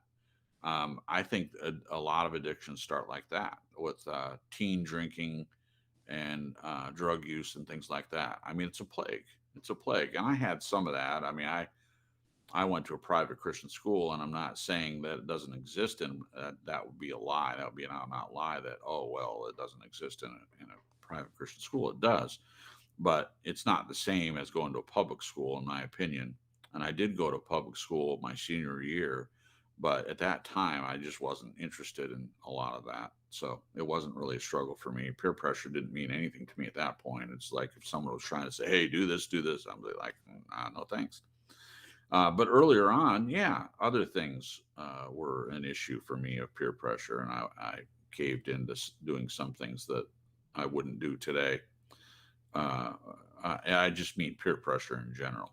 It doesn't have the same effect on me as it does when you're when your brain chemistry is changing through puberty and things like that. I think it's potentially a very dangerous time when it yeah. comes to peer pressure, at least. Okay. All right. So the next question is, let me say hello to Journey's Wake, who popped in. Hello, Journey's Wake. We're glad that you're here. Welcome. Yeah. Enjoy the chat, my friend. Wow. Yeah. So this is this particular broadcast. We've had the most concurrent viewers than we've had in a while. Hmm. So we're thankful that you guys took time out of your Sunday to stop in and say hello. Thank you so much. Okay, the next one. What are some things that can be addictions that most people don't realize? This is a good one. You want to start, Jen? What do you think? Oh, wait, say that again? What I are was some reading the chat. things? That's okay. What are some things that can be addictions that most people don't realize? I know. Didn't we list some? Well, I'll just say, for the longest time, I didn't think like things like Annie mentioned, like people pleasing. Right, right. But now that we've talked about the conditioning thing, I'm like, But I will say, I go back and forth. My gosh, I'm sorry, guys. You're fine, Jen. I think I have felt at times, so I'm not sure if this is fully true, but I have felt at times addicted to people pleasing. Like I felt compulsions to overgive, you know what I mean, and step over the normal boundaries of in relationships to make sure people are okay and make sure they know they're loved, and or even to fix other people's problems. It just felt compulsive, and so I'm not, I'd have to look at that a little more to be able to define it as an addiction per se. But Okay. I did feel uncomfortable when I wasn't doing it. Right. So I don't know. What Okay. about you? Yeah, I mean anything. So there's the big ones, obviously, the ones that come right up to the top: alcohol, gambling, anything that has a 12-step group, pretty much falls into the category, in my opinion. Which overeating, drugs, shopping can be an addiction. You can shop too much. When you're spending money on things that sit in your closet and you never use them, you get a thrill out of just buying or owning something and not actually using it. And I've looked into this a little bit. I don't have this myself. In fact, I wear the same clothes that I've been wearing for a long time, and part of that is we don't have the money to really go out and buy new clothes right now. But it's also a habit. It's a habit. I wear clothes until I can't wear them anymore, and that's more a habit than it is a financial thing. But there are people literally, and I'm sure you're aware of this, Jen. People that, by the way, not because you struggle with it. I'm just saying. I'm sure you've heard of this, and I think it well, I shouldn't say that. I was going to say it's mainly women, but I'm sure that's not true. But women can be addicted to shopping. Anyone can be addicted to shopping. Yeah. Let me say that. Um, and for no good reason, really. Spending, not just shopping, but spending money. If you have it, spending money or running your credit cards up, buying useless items. Oh, and here's another one: hoarding. Hoarding is an Hmm. addiction. Yep. I mean, there are shows you can go watch. You can go watch shows on hoarding. It's weird. I mean, I've tried to watch these, but it's really unsettling to me to see how some people live with stacks of newspaper and garbage everywhere. They don't throw anything away. That's an addiction, guys. It's Yeah. definitely an addiction. These people, you try to, like, they have these shows where someone comes in and tries to help them sort out their life, so to speak, and you watch them cringe when you're, hey, let's throw away this old this is a ridiculous example, but let's throw this TV dinner back from 1970 75 that's been in your freezer. No, I can't part with that, because my husband was alive then. That was his favorite, Salisbury steak, and that's the only thing I have to remember him by. Wow. Like, I wouldn't even eat that. Like, she's not going to eat it, she's just keeping it. So yeah, so hoarding can be an addiction. We mentioned some of the more mental things like people pleasing, codependency. We mentioned abuse, being addicted to abuse. I mentioned food. Yes, there's a 12-step program, Overeaters Anonymous. And I went to a couple of those meetings thinking my issue was overeating. And I discovered quickly that it's not really the overeating that's my problem. There wasn't a 12-step group for what I thought my problem was, which is low self-esteem. And I believed the lie that my mom told me that I was always going to struggle with my weight. So I made it true that I was going to be overweight my whole life. That was my issue, and there wasn't a 12-step program for that. But I did try the Overeaters Anonymous. It exists. It's out there. So that, we're not going to just sit here and try to think of everything. I guess the overall point is that there are plenty of things out there that anything can become an addiction. Exercise is one of the other things we talked about. Eating chalk. Eating chalk. Okay, so Let's now talk that about Jen this. brought it up, this thing is called pica, Pica, and Is it pica or pica? I say pica. You can call You, it pica I if you say want to. pica. You say Say pica. pica. Let's start the whole thing, or no, let's call the whole thing on. Yeah. Yeah. Okay. Where people eat strange objects. Jen mentioned chalk, and I won't mention some of the other things that are included that really, really gross me out. But there are some really, really gross stuff that people eat, and it is an addiction. They can't stop eating it. Things that aren't food. So there are broadcasts and shows about these things. It exists. Go look it up when you get a chance. It's out there. These are addictions. Oh, we didn't mention like obsessive compulsive behavior. Someone mentioned, I think it was Janet mentioned, addicted to hand washing. Yeah, you can wash your hands too much. There's some people that wash their hands until they're red and raw, and this usually stems from being afraid of germs. But still, washing the hands, that part is an addiction. You're addicted to it.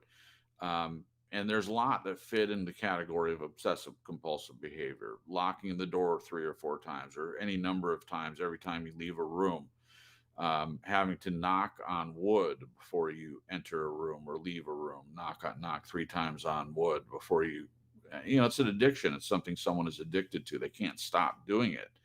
And whether you call it obsessive compulsive behavior or not, it still fits in that category of something that you're addicted to. It's fascinating to me. It just really is how many Yeah. things there are that someone can be Oh wow. be called an addiction. Okay, Glenn, and I know you've already said that you're not aware of this, you haven't dealt with this yourself, but based on some of the things that I mentioned, do you have a comment to make? What are some things that can be addictions that most people don't realize? You want to I make? certainly do have a comment, and I'm laughing to myself before I say it. What Okay. about the addiction of validation? I think that can happen. It can happen. I think people struggle with that. I'm raising my I hand. think, yeah. I'm just kidding. Well, no, you're not raising. No. I'm just totally. I'm making Yeah, a I'm joke. glad. I'm glad you're joking. Yeah, so Glenn, we understand that you have an issue with this validation thing, and I actually joked with Janice. We need to bring this topic up again because I think that you need to do some work on your accepting of the validation concept. But you're making a good point. The point that's been made before, not just by you, Glenn, but by do you remember Ben, who was part of? He was the programmer for the CES broadcast. Yeah, I remember. When I was on Lisa's channel, I had talked as one of the topics. I had brought up validation, and everyone else received it positively. But Ben actually made the point. He said, "Well, it seems like to me that it's manipulation." Now, I didn't. Ben had a habit of like shooting things down that other people said, and he did it not just to me but to other people. It just seemed like he was cantankerous. He just wanted to, throw a monkey wrench in the works, so to speak. And I was aware of that, so I didn't react to it. But I admitted that yes, it can be manipulation if the person is aware, like a narcissist, or not even a narcissist, but it's just someone who's smart and they pick up on things. Anything, any tool, any good, healthy tool can be used in the wrong way. That's true about everything. So if someone understands the value of validation, they can definitely use it as manipulation. Sure. And in the same way, can as Glenn suggested, can it be unhealthy, or can it be an addiction to validate someone? Or no, I mean, I think to receive, right?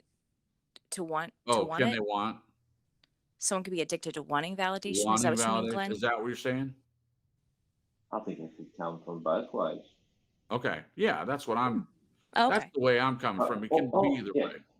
I'm looking at it, it's like to the point where it becomes so excessive that it has no meaning.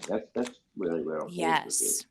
Yeah. It can, yes, Glenn, you have a point. Of course, it can be that way. But if to me, just speaking of Jen and myself, we've talked about this very thing, like we validate each other as part of the conversation. And sometimes I'll even say, now, I'm not just validating just to validate. What I'm saying now, I don't have to say that anymore because she knows me. So she knows if I'm validating her, I don't have to preface it by saying, And okay, you're not trying to blow smoke. You know I'm what I not mean? just blowing smoke. Yeah, it's a good way to say it, Jen. I'm not just blowing smoke. What I'm saying, I really mean it. It's not manipulation. It's not me blowing smoke. Genuine. Yeah, it's genuine and authentic. So my point is, if validation is coming from an authentic person, a healthy, authentic person, or at least someone that's working on those things, it's not manipulation.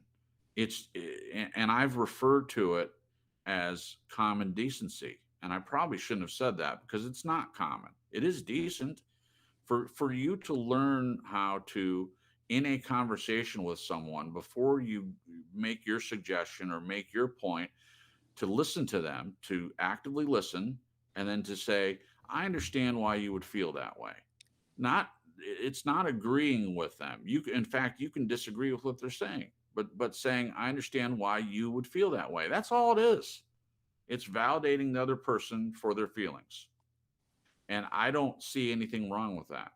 Just like I said, anything can be used negatively. Anything can be used by a toxic person as a weapon.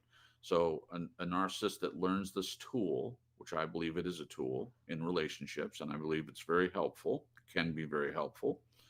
They can use it in the wrong way. They can use it as a weapon rather than as a healing agent, rather than as something to unify people in a relationship. Because here's the truth: most people don't even know about validation, and they don't do it in their relationships. What they're doing in a conversation is thinking about what they're going to say next. They're not even actively listening to the person because they don't care. They don't care what the other person's saying, so they're certainly not going to validate them. They're not going to say, "Hey, I understand why you would feel that way," and then make their point. They're just waiting on. They're thinking about what they're going to say and waiting on their opportunity to say it. That's it. And it's unfortunate that we live in a society where these tools of conversation and relationships aren't being utilized when they're right there. They're right there for people to use, and it in my experience, it changes everything. If someone in any relationship takes a second to not only listen to the person but to validate what they're saying before they make their comment, it would revolutionize relationships. If people and what it feels like on my end when Jen validates me, like when I say to her, I'm just making up an example. Let's say I say, um, I don't know, I can't even think of anything. Let's say, hey, Jen, when I'm in my office and I'm working, your phone, and this isn't true, by the way, your phone is too loud, uh, and I wish you wouldn't do that. If I said that to her, and first thing out of her mouth is, "Wow, yeah, I can understand why that would be frustrating for you. You're working and you're on the phone with people, and here my phone is really, really loud, and your microphone picks it up, and it's a distraction. I understand that." Even if she doesn't agree with that, she might think, well, my phone's not even loud at all. It's your stupid microphone that's picking it up. It's too expensive and good. Yeah, it's too expensive and good. Her taking a second to validate me is extremely helpful, and it tones me down. It takes me out of any possible place I could be in where I'm upset about whatever the situation is, and it's empathy. It's an expression of empathy. Okay, we're spending too much time on this. Why are you laughing? No, I We laughed. derailed the whole conversation because No, of the validation thing. Glenn's comment. He said, I only have to mention the word validation, and Cripps is going to spend at least 15 minutes on it. He said he is conditioned. He's conditioned. Pavlov's dog. So you haven't gotten to addiction yet. That's good, babe. Okay, good. I'll be right back. I'm going to run to the bathroom. Oh, that's great. Hello. Okay. All right. So Jen's going to the bathroom, and we will continue with the topic. I'm done with the validation thing. Yeah, we might have to do a broadcast on it, so I can go on and on. I am conditioned. All right. Okay, so we talked about what are some things that can be addictions. So everybody answered that one. Glenn said validation, and off I went. Wind me up, and there I go. All right. So the next part, we can be addicted to rescuing other people, which is also enabling or codependency. We can be addicted to people pleasing, always saying yes despite a possible internal no. We can be addicted to abuse, feeling worthless, and somehow being attracted to people who seem to prove our worthlessness, self fulfilling prophecy. So let's dive into some questions. So the next question is, what are some of the reasons we become addicted? And this is a good one. Jen says, this is a big question. Uh, I believe it goes way deeper than drugs are fun, sugar tastes so good, or I just want to help people. Glenn, what are some of the reasons we become addicted? What do you think about that one? First thing came to my head was Alex's comment way back where he said he wasn't so much addicted to alcohol, but he was addicted to being drunk. I thought, hey man, that's really Wow, insightful. That it is really just is. nailed it right down there. You get drunk, I would imagine, to escape from something would be my first thought. Dull your brain, Yep. get away from stuff. Yeah, sure. Alex, he'll speak for himself, but yeah, it's not so much. It's just so maybe the drugs, the alcohol, the cigarettes, or the gambling are just a mechanism to take you to a place where you can get away from it. Wow. Sounds reasonable to me. So it's escapism, really. Essentially, it could be from anything. Yeah. Well, that's a good point. Thank you, Alex, for that. And thank you, Glenn, for bringing that up. Sure. Yeah, escapism. So, whatever the mechanism, as Glenn said, whatever the thing is that you use, whatever the substance is, or if it's people pleasing or codependency, there's something you're escaping from or not dealing with for sure. And some of the questions that we're asking, we'll get more into that in just a minute. What do you think, Jen? What are some of the reasons people become addicted? Of course, we just got a big one right there. You want to add anything to that, or do you have something you can think of on your own? Yeah, when you guys said escape, I was thinking of the word escapism. Hmm. And I just looked it up. It says the tendency to seek distraction and relief from unpleasant realities, especially by seeking entertainment or engaging in fantasy. Huh. Right. Like virtual reality is a type of Sure. escapism. Sure. Yeah, I agree with what Glenn said and what Alex had mentioned. I do think it's I think it's a way of escaping, of numbing, trying to get away from something, distract. Sure. Um, what was the question? I think I answered it correctly. What are some of the reasons we become addicted? Yeah, That was there you the go. I question. answered it Yeah. correctly. Good deal. Yeah. I think you did. Yeah, to You did escape. good. Um, I know for me, like I mentioned in the comments, that, while I was in my last marriage, not that I would blow tons of money, but Right. every time we went on a picking trip to get antiques for our store, I would pick up, like a bathing suit or a gown or, a Sure. cool piece of jewelry or something. Sure. And it did make me happy for a very fleeting moment. And I would take it to my art studio and like Yeah. display it on the wall or whatever. Hmm. But it was incredibly fleeting. And then it became this cycle of depression because first of all, I had this amazing art studio that I never was in. I was never creating anything because we were working all the time. Yeah. And it was decorated beautifully and had Yeah. all these beautiful things in it. But every time I went in to put another pretty thing on the wall, it was like a reminder that I was doing nothing with this stuff. Like when I found it, I was like, oh, I could do a cool photo shoot, with some Uh-huh. friends with, all these costumes and Yeah. jewelry and props and stuff. But it never went anywhere. And so Yeah. it just kept being this reminder of like, I have no life. I'm miserable. I just am Right. not doing what I want to do, on and on.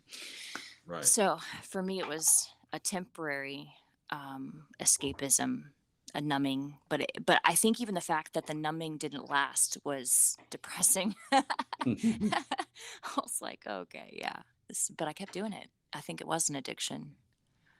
Hmm. Okay. It's like I kept doing. Now I'm thinking, why did I keep doing it? Was I waiting for it to work? Did I think Sure. it was going to change? No. Maybe if I pieced together all these 10-minute smiles, that it brought to my face, it would, puzzle together. As Wow, my that's picker deep. put it, didn't. That's So, deep. yeah. I'm gonna write that down. Yeah. Piece the smiles together and it'll puzzle. What'd you say? I can't remember. Oh, well, we'll listen to it on the playback, but I think you said if you piece the smiles together, it'll come into a puzzle. I think that's what you said. Yeah. I get the basic gist of what you're saying. Um, that's bad. I'm Yeah. glad you're not in that place anymore.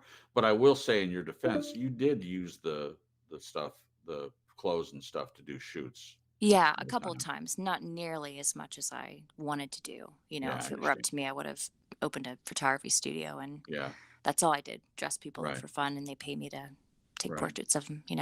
Yeah. So escapism is a big reason. I think, and we're going to talk about this more toward the bottom, but feeling a hole, you have something that's missing. So these things that you try to fill the hole with, and we'll talk more about that. But I'm mentioning because it does fit in this category. It's a reason you have a hole.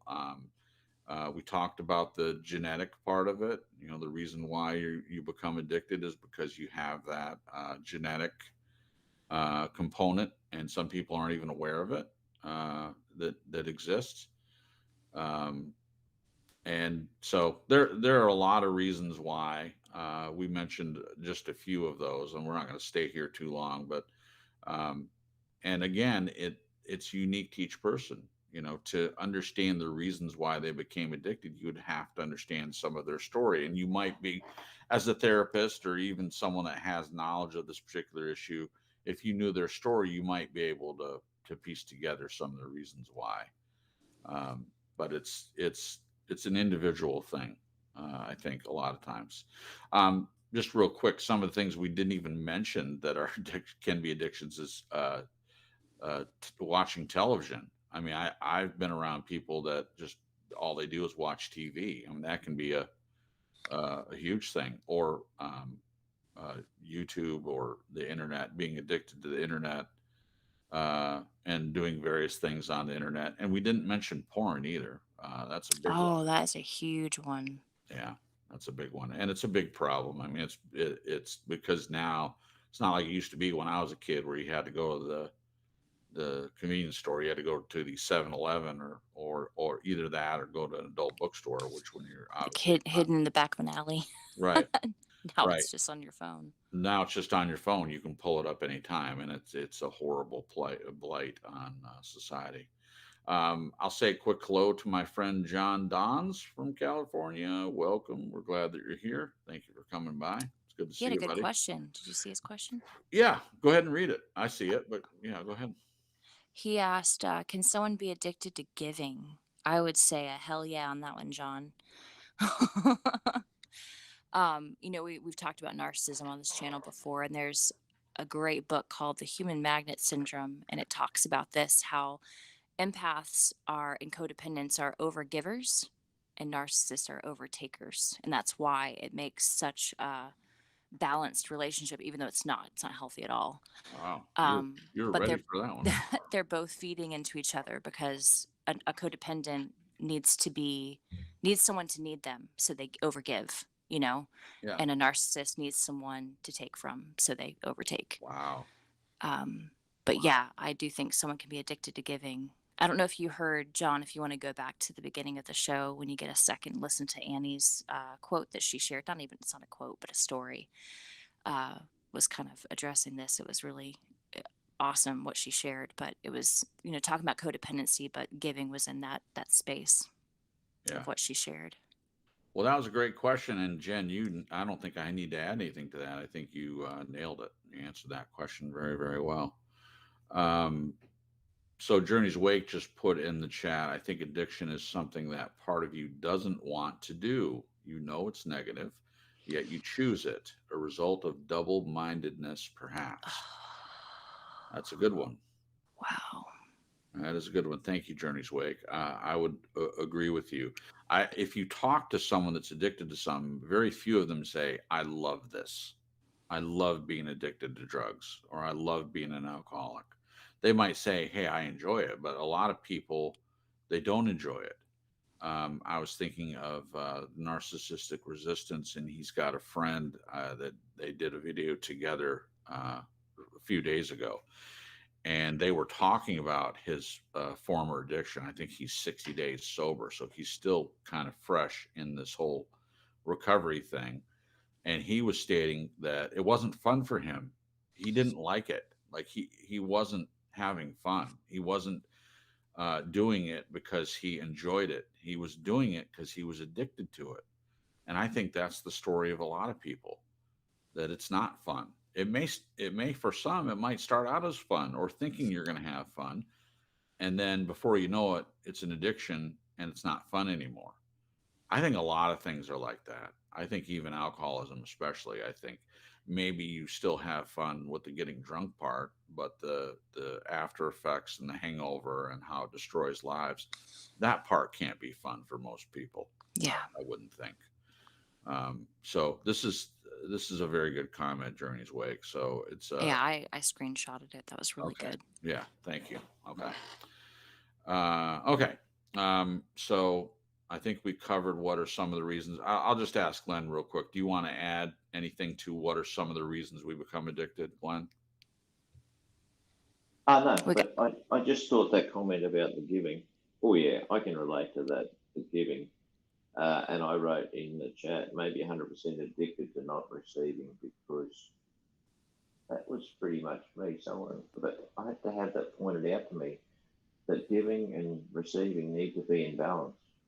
yes. Why should you deny someone the pleasure of giving when you are a giver yourself? Wow, That's big. that is big. And when you say addicted to not receiving, this whole comment that you said, Glenn, I really relate to. Being this person that wants to give, and sometimes there's ulterior motives, but when someone wants to give to you, you can't receive. Have you guys ever dealt with that? Was that a Yeah. personal comment, Glenn, or were you just sharing something I you've... think it was both. I didn't know how to receive, because I was just so Yes. overloaded with the thought that I just had to keep giving. Right. It was Yeah. totally skewed off. Yeah. Because I remember when we were in Africa, and I had just come sort of through this realization with help. And there was a lady there, and Sandra couldn't come on the safari, and I was just having a chat to her. She was from somewhere, and she said, "Oh, she said, I'd like to give you this necklace for your wife." And I said, "Oh," and my first thought was, "No, I shouldn't take that. It's too valuable." But then I twisted it around and said, "If I don't take it, it's going to deny her the smile that's going to be on her face if she gives it." So of course I gracefully accepted it, and that was to me like a defining moment. I could just to see the lady's face. I thought, think of all those times that I've refused stuff and denied people that just the smile. It didn't make me feel too good, I can tell you. Wow. Yeah. Okay.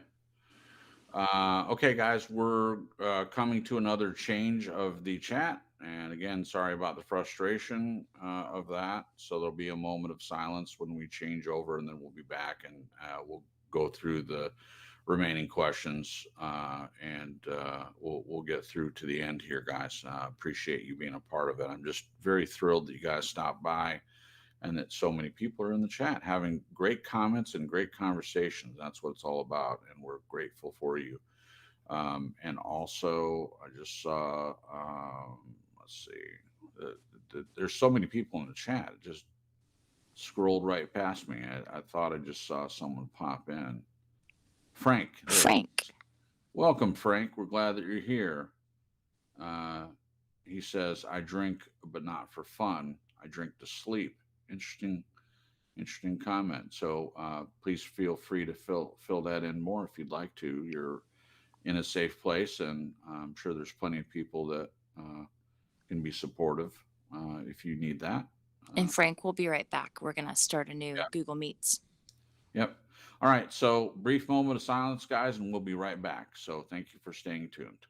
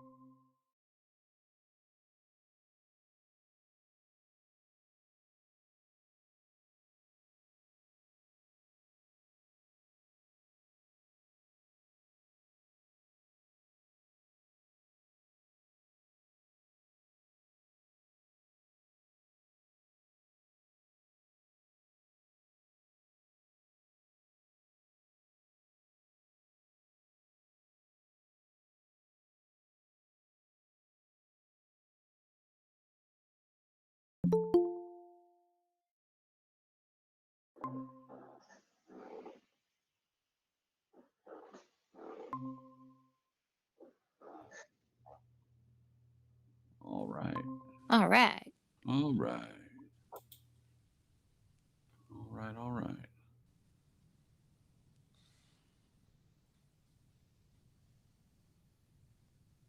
We're going.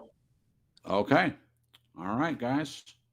Thank you for your patience. That didn't take long. Glenn is an expert at this by now and does a really good job. Thank you, of course, as always, Glenn.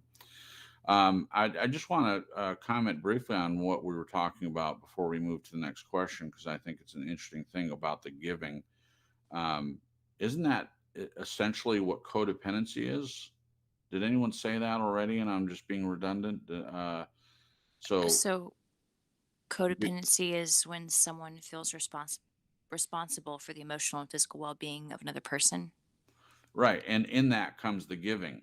I'm saying it's a byproduct. The giving is a byproduct Oh, of codependency. So they're giving more of themselves, and they're neglecting themselves. I think yeah. that's definitely a byproduct of codependency. But they give out of their own time, money, resources, etc. And some of them do expect something in return. I think some people do it because they think, hey, when I'm ever in a bind, they'll help me, and a lot of times they don't get that. So then that's where the anger comes in. Speaking of my mother, I know that was the case with her. I mean, she gave to her marriage to my dad for 20 plus years, and she realized that she was the only one in the relationship, really. I mean, he provided, but emotionally she was alone. So she gave and gave and gave. She gave to her children. I know she made comments many times that she gave to her children, and her children weren't grateful.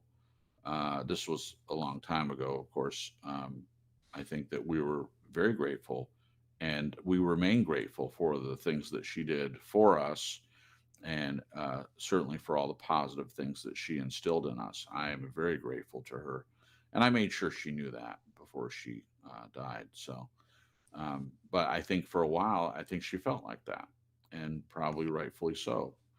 But she did work very hard right up to the end to change that, to work on herself and become a autonomous person. It's a hard road. It's hard yards, as she used to say. But yes, the giving can be part of codependency. Uh, Yeah.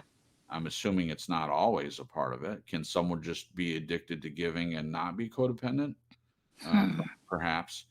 But there are people on YouTube that it seems like they're giving more, and I guess this is a different topic, but they're giving more if you're recording your giving, if you're doing it so people can see it on a YouTube channel. My question is, what's the reason you're really doing it? I mean, are you doing it for recognition so people say, hey, see, I'm giving this guy money? Hmm. um, I don't know, you know uh, Yeah. I know for me, my giving, for my ex was it did come from a genuine place, right. but it poured into and spilled out over into me giving way too much and past Yeah. my own whatever you want to call it because I was Resources. Yeah. trying to make him happy because he was Right. so angry and just blowing Right. up all the time. And so it was a way for me to try to control his blowing up. It never worked, Right. but I kept trying. Um, so it was crazy. Yeah. Hey, Jen, I've got a question for you, Yeah. because this relates to me too. Do you think your overgiving was in any way related to the fact that you were not getting anything coming back? Wow. That's a great question, Glenn.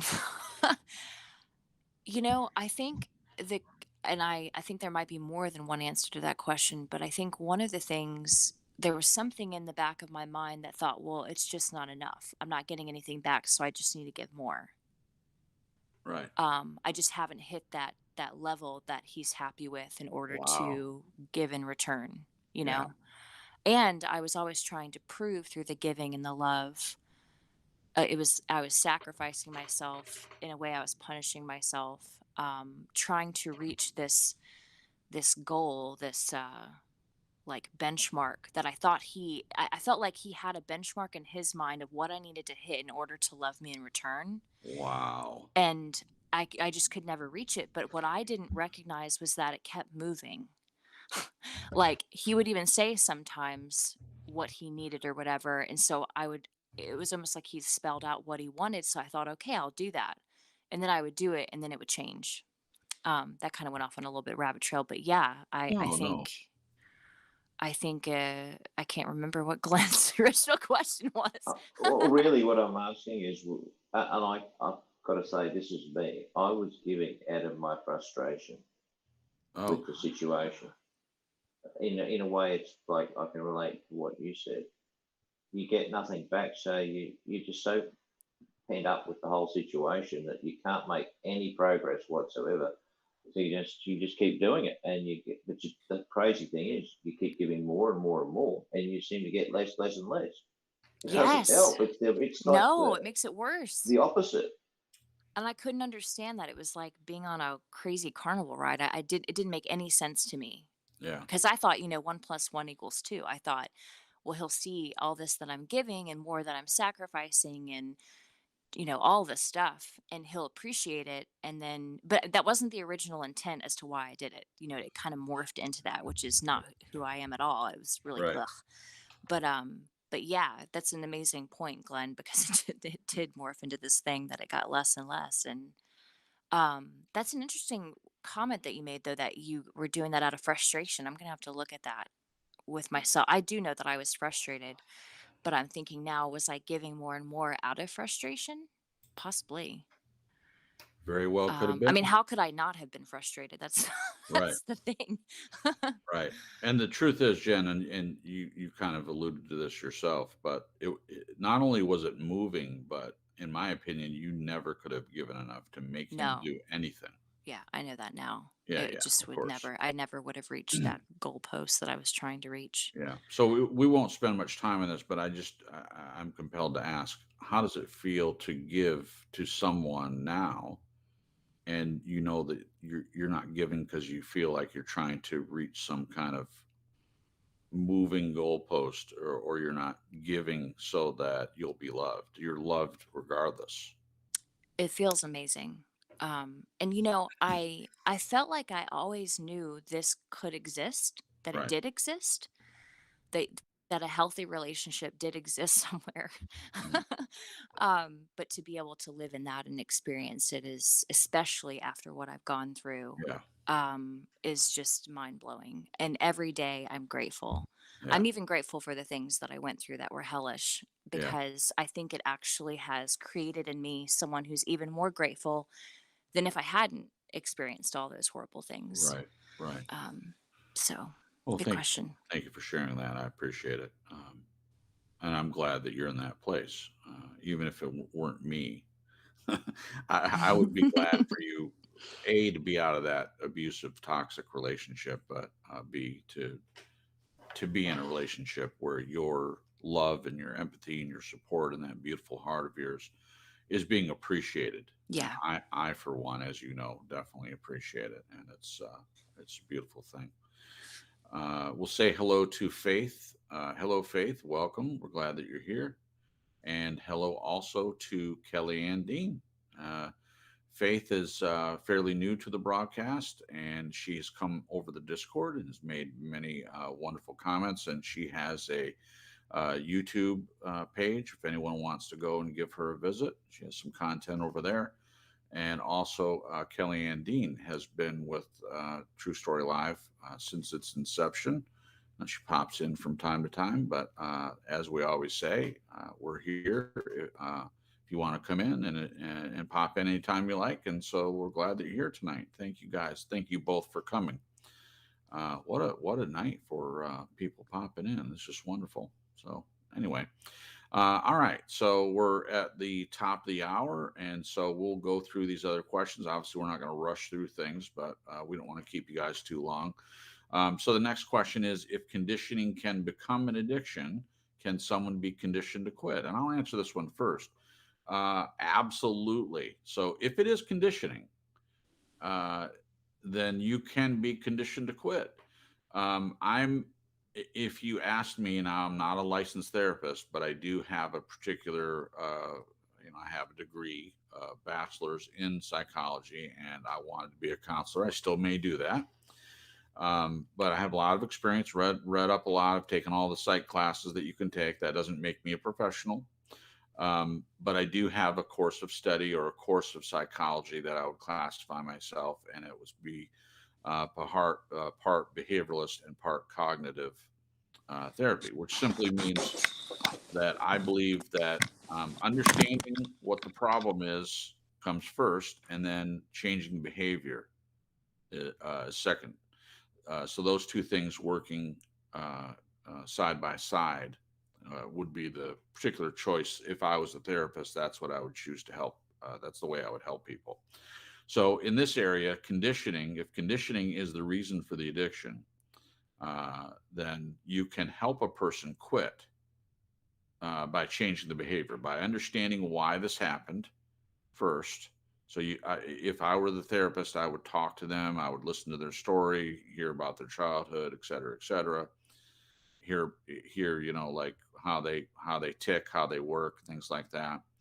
And then let's say they're an alcoholic, then I would little by little help them recondition or reprogram their mind to quit whatever they're addicted to. And it doesn't matter what it is. That would be what I would use. Now, there are many other ways to help a person out there. There are many other routes to um, curing addiction, but that's the way I would choose, just personally.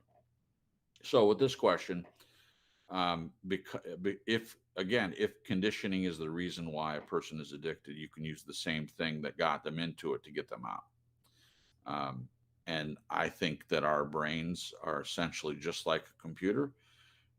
Bad input in, bad input out, good input in, good input out, and there's many levels in between. So if you've got bad input and it causes an addiction, simply a matter of getting rid of the virus and re-uploading positive programming.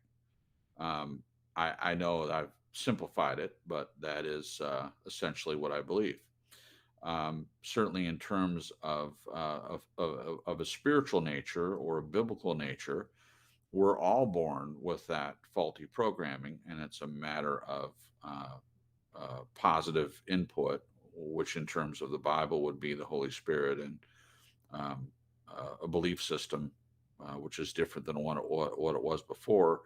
And then certainly positive changes can be made in that way. Now, I realize not everyone agrees with that, and that's okay. That's just I feel like that's important to mention. Um, so there's that. What about you, Jen? If conditioning can become an addiction, can someone be conditioned to quit? What do you think? I think yes. Mhm. I think that looks different for each person, Sure. but I think yeah. Yeah. And hope lies in that. Yeah. Sure. um, A lot of yeah, hope. definitely. You worded that so well too. I agree with you. The whole like the brain being a computer, not literally, but Right. us being programmed, conditioned, and that can be undone. Sure. Sure. Now, they say that, like with people that are pedophiles, the theory is that they can't ever be unconditioned. They seem to think that with that particular problem, once you have it, um, you can't fix it. And they use the chemical castration a lot of times, um, which makes you uh, not sterile. Just things don't work. Uh, but see, even that doesn't change your proclivity. It doesn't change your brain. Your brain still has the same desires. Just you can't you can't do anything about it. That's the way that works. I'm not going to argue that that's the best route or not, and I'm not going to argue that they're right about that. I'm just pointing out that there are some people that believe that there are certain conditions that a person has that can't be changed. I certainly don't believe that. I mean, we've even talked about, can a narcissist change? Once they're a narcissist, can they ever change? And I believe that they can, but they would first have to realize who they are. They'd have to admit that there's a problem for them to ever change. And because of the particular issue with narcissism and their self focus, it's very difficult to do. I'm arguing that it is very difficult. I'm agreeing with that. I think, Jen, unless you've changed, I think you believe that you can't. If you're a narc, you're always a narc. You can't change it. Do you still believe that, or am I mischaracterizing your stance on that? I think if it's caught when you're young, Right. but gosh, I hate saying that. It's just such a quantifier, you know. Yeah. Yeah. But that's where I tend to lean. Okay. Yeah. Yeah. So that's my opinion. And Jen, you kind of weighed in on that. What about you, Glenn? If conditioning can become an addiction, can someone be conditioned to quit? What do you think about that? Gee, that's a tough question. I can't say I have a firm opinion. I'd say possibly, but the one thing that came to my head was I don't see how in a situation like that you can do it by yourself if you Right. really need help. Oh, I agree with that. I mean, that's true about, I think that's true about any addiction. I mean, are there people that didn't get help to cure an addiction that successfully did that on their own? I mean, maybe, but I think in a lot of these cases, you do need help. You need at least someone to talk to, someone to share with. I think there's a lot to be said for that route, for getting help for sure.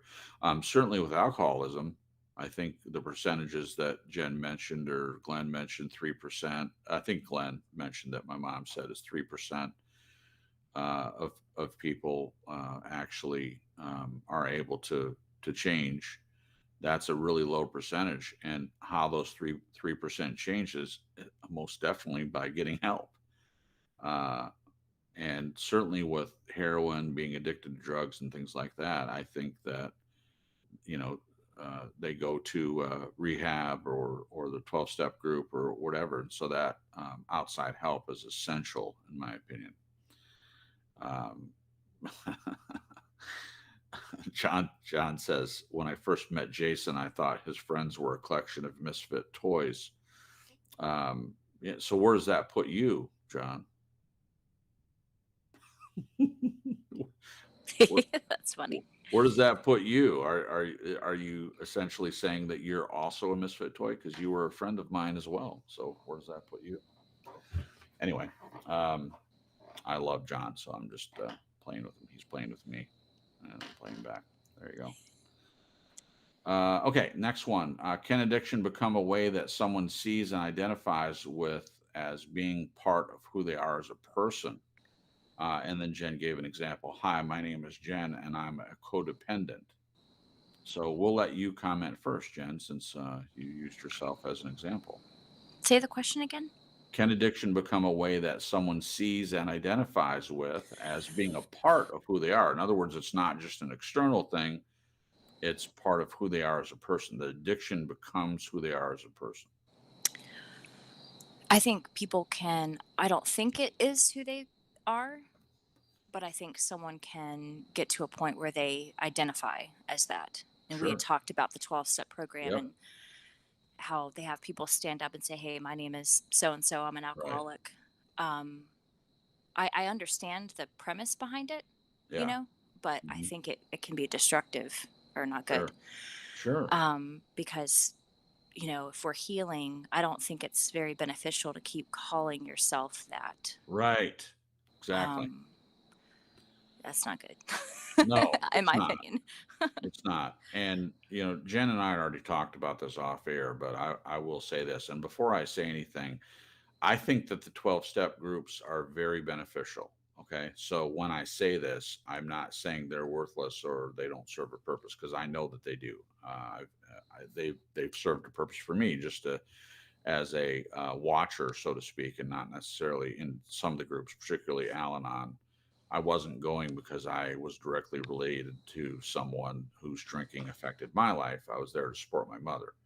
And in that, there was benefit for it, for me personally, just in the conversations. And as I said, coming to the table and discussions and meeting new people. I love meeting new people. I always have. I'm a people person. So I made relationships from those rooms and from those conversations that were very beneficial to me. Okay, so with all the preamble there, uh, this part of the 12-step groups where someone goes, and I'll talk about AA specifically, and we may revisit this if we decide to do the topic next week of 12-step groups. We may or may not do that, but if we do, we'll go into more detail. But I've always had a problem with this. It's like someone says they go in to get help with alcoholism, and if you've never been to a 12-step group, part of it is admitting that you're an alcoholic. That's step one, like admitting. I shouldn't say that. I'm not sure. I think it's step one. I don't have it open in front of me, the 12 steps, but I believe you admit that you're powerless over whatever it is, drugs, alcohol, whatever. You admit that you're powerless and that you need help. Okay, that's the first step. And I think it's a necessary step. But there's never a point where you stop referring to yourself as an alcoholic. People that have been sober for 20 years, they stand up and they talk and they say, "Hi, I'm Bill. I'm an alcoholic." And they say, "Welcome, Bill." It never stops. Even if a person hasn't had a drink or a drop in 20 years, they're still labeling themselves as an alcoholic. I don't see the benefit of that. Me personally, I don't see the benefit of continuing to label yourself as one thing. Now, if a person feels like they need to continue to go to AA for 20 years to keep them from drinking, by all means, please take a seat, have some coffee, and go up and talk, whatever. If that's what you need, that's what you need. I'm just saying it seems like you're pigeonholing yourself into this place of being an alcoholic or a drug addict or whatever, even if you're not using. And where's the change? Where's the growth? Where's the I used to struggle with this, but now I don't anymore. It seems like if you keep calling yourself an alcoholic or a drug addict or whatever, then you're still in that place of being that, and you're programming yourself to identify as this thing that you were or this thing that you struggled with. So in that case, you are identifying as the addiction is who you are as a person. And I have an issue with that personally. Glenn, do you want to make a comment on this? Can addiction become a way that someone sees and identifies with being a part of who they are as a person? I think that would be more than plausible. Yes, I can say that. Now, as far as your comment on the I'm an alcoholic, I don't know that I'm on the same page as you on this one. Okay. With the recovery rate at 3%, Mhm. that means that 97% of all the people who are alcoholics are still alcoholics. So I see I'm an alcoholic as a positive reinforcement. Yeah, I got you. I understand. Well, And that's I a, don't. Oh, oh, go ahead, Jen. I was gonna say I don't know if Glenn's going here with that, but I do think there's something to be said about claiming that to a degree because you wouldn't go out and like be around people that are drinking or have a drink if it was serious. Yeah. So if you were telling yourself I'm not an alcoholic anymore, would you then be putting yourself in bad situations to where you might fall off the wagon? You know what I Yeah. mean?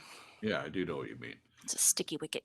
Yeah, I think with any of those, if you're addicted to something, if you're addicted to drugs or alcohol, obviously one of the first things they tell you is don't go around people that are doing the thing that you struggle with. I mean, that's important.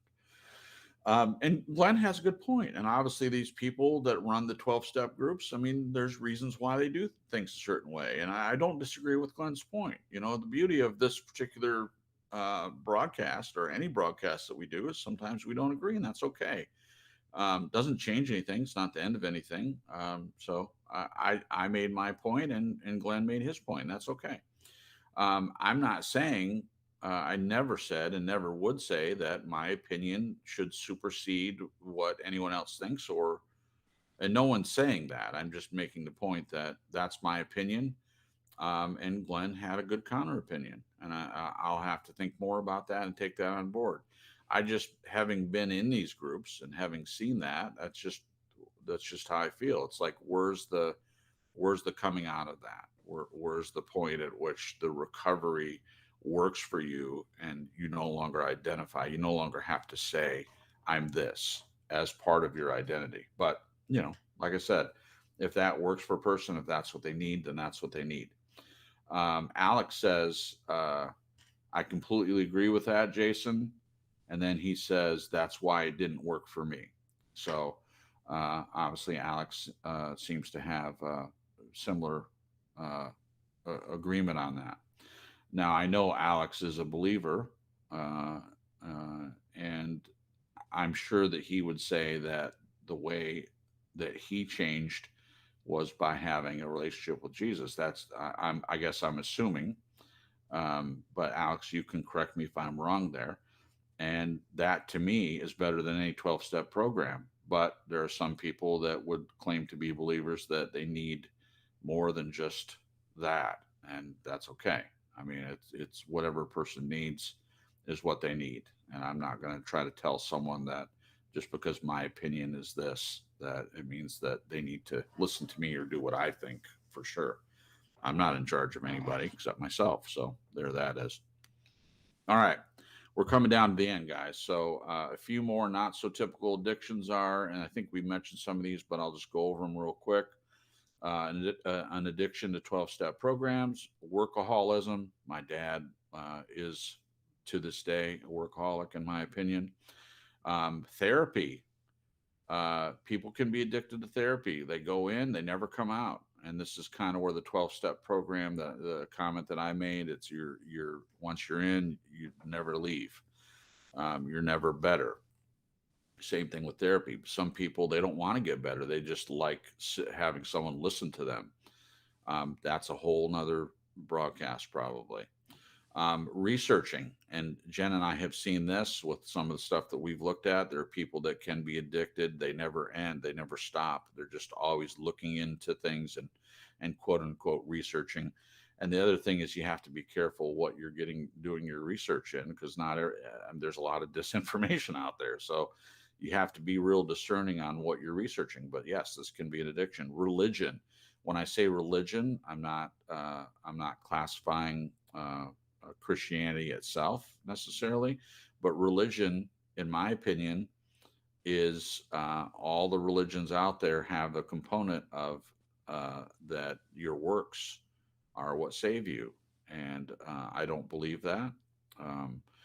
It's in my opinion, something outside of yourself. But yeah, people can be addicted to religion, and in fact, it can be really negative when it comes to being terrorists, and even in Christianity or in so-called Christianity, you have the killing abortion doctors and stuff like that. That's where, in my opinion, religion goes to a different place. Not to mention cults like Jim Jones and David Koresh, and where they include Westboro Baptist. Westboro Baptist, especially. Thank you for bringing that up.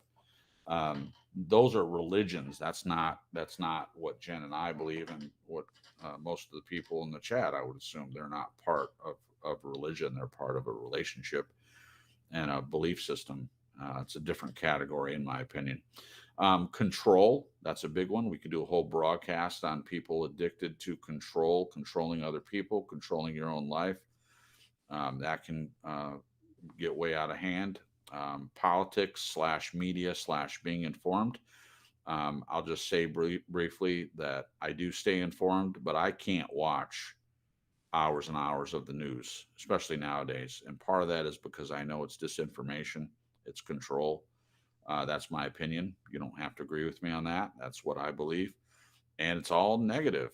When I was a kid, they used to, as part of the news, they used to have, here's the good news for the day. And they would have uplifting stories. They have a little segment on something uplifting. I don't see that anymore ever. It's all bad news. It's all, well, here are the deaths. Here are the, well, currently here's the what the virus is doing, and it's all negative.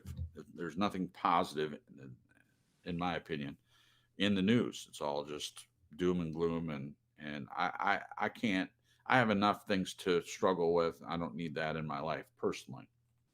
Um, and the last one, fitness and dieting. There are many diets out there. It's a multi-billion-dollar business getting people to try this diet or that diet. So fitness centers, exercising, all of that can be an addiction. So these are just some things that we mentioned. Okay, just a couple more questions and we'll call it a night, guys. So we'll try to finish up in the next 11 minutes. We'll quit at 10:30 Eastern time. Hopefully, we'll get through these. The next one is, what is at the root of addiction? What is at the root of addiction? I'll go first on this. I'm not sure what's at the root. I think we've kind of hit on some of the things as possibilities. Biblically speaking, the root of any addiction would be sin, the sin nature, referred to as the flesh. We're born into this world of sin, and out of that comes addiction if left unchecked. So that's the biblical version of that.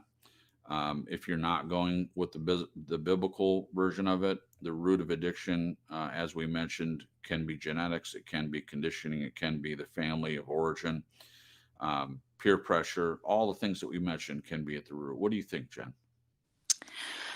Yeah, I would agree with you about the spiritual side of that. And when I think about that hole that we're trying to fill, Mhm. I think hurt is a great way of describing it as a whole. I Yeah, mean, we can get more descriptive like sure, loss or grieving or sure. anger, having been abused or emotionally neglected, even physically neglected as a kid. Right. Um, those things affect us. And then I think because our society just doesn't really teach and inform and educate on how to um, kind of like heal from our childhood trauma. I think everybody can experience it for different degrees. It's just not something that's mainstream. Hmm. I think people grow up and they don't look at it. They're Yeah. always looking forward. They're not looking backward. And you can get addicted to looking backward too, I'll add. Right. Sure. But I think because it's just not pushed like in a healthy way, or brought up or discussed a whole lot, people are just, I think, a good percentage unknowingly are trying to, I guess, feel better Yeah. when it comes to these like I mentioned earlier, core wounds, or trauma, past trauma. Right. And because even conditioning, like, when I think about conditioning as a kid, when we become adults and we continue the conditioning, why? That could also be attached to a core wound or trauma, instead of snapping out of it and being like, oh, seeing it as, oh, this is something I'm doing that I don't really like or isn't good for Right. me. Right. Um, so I definitely think it's core wounds, and I do believe that Jesus is the answer because he is Right. love, and that it heals those wounds no matter what they are, in my Right. opinion. I would agree. So that would be my answer. Okay. Thank you, Jen. That was really good. Thank you. Glenn, what do you think? Do you have a comment on this? What is at the root of addiction? Honestly, I think you've covered it. I Okay. don't think I could really add any more. I obviously would put certain parts of what you said to one side, but the Sure. rest of it, yeah. Okay. Thank you. Thanks. Yep. Addiction can be a sign that something else needs to be filled. Jen, you kind of mentioned this a little bit. Instead of figuring out what the hole is, we turn to addiction to what? To ignore fear or reality, to numb pain, to keep us from relationship or connecting. So I'll go first on this. Addiction can be a sign that something else needs to be filled. Okay, so Jen mentioned that we all have a hole. Now, I would say that essentially we do have a hole. We're born into a hole. And we know this term in Christianity a lot, and we say that People use other things to fill a God-shaped hole. I mean, that's the phrase, and I'm really making it very simple there. But I believe that. I believe that because of what we're born into, and we're surrounded by deceit, we're born into a world of deceit. And that's just my opinion. Not everyone agrees with that, and that's okay. That the only thing that fixes that is God, is the Holy Spirit, is a relationship with Christ. That's what I believe. Can people fill the hole with other things? I mean, they certainly try, and I'm sure there are people that would argue that they don't believe in God at all, and they're still able to do that. So I'm not going to argue that point. I'm just speaking personally, um, that I believe this exists. It's a hole that we all have, and we try to fill it with other things. And I would make the assertion that, um, with addiction, whatever they're using doesn't work. I think that's not hard to agree with. Um, Alcohol doesn't fix the hole. There's something wrong that needs to be addressed, and it can be addressed if the person realizes what the problem is, and does takes the proper steps to fix it. Um, just believing or just saying that you believe in Christ doesn't seem to be enough. I'm not saying Christ is enough. I'm saying just saying you believe isn't enough. Just to be clear, it takes a relationship, and it takes Bible study, and it takes an ongoing changing, a daily changing every day, and that's backed up by Scripture, being attached to the vine and producing fruit. And it's not you that produces the fruit; it's the Holy Spirit that does that. And that, as Jen said, that can fill that hole. Um, so I'll stop there just for time, but it's just saying, um, why do we do that? And what's mentioned is to ignore fear or reality. Fear, as we've discussed in other broadcasts, fear is a huge motivator. People do a lot of things because of fear, and so addictions Yeah. can be an answer to fear. They could be afraid of looking at something, as we've discussed, escapism. So they're trying to avoid looking at something. It could be themselves. It could be, as Jen said, it could be trauma based. It could be core wounds that they don't want to look at it. It's hard to look at it. It's difficult. It's hard yards. But to me, that's the only way to get better, is to look at it. And some people don't want to, so they use the addiction to try to numb out, to avoid avoidance and escapism. Um, Jen mentions numb pain, so that's a part of it too. And the last one, to keep us from relationship or connecting. Addiction does that automatically, so it's inherent in the addiction itself. Someone that's addicted to a substance or something, it kills relationships. No argument there.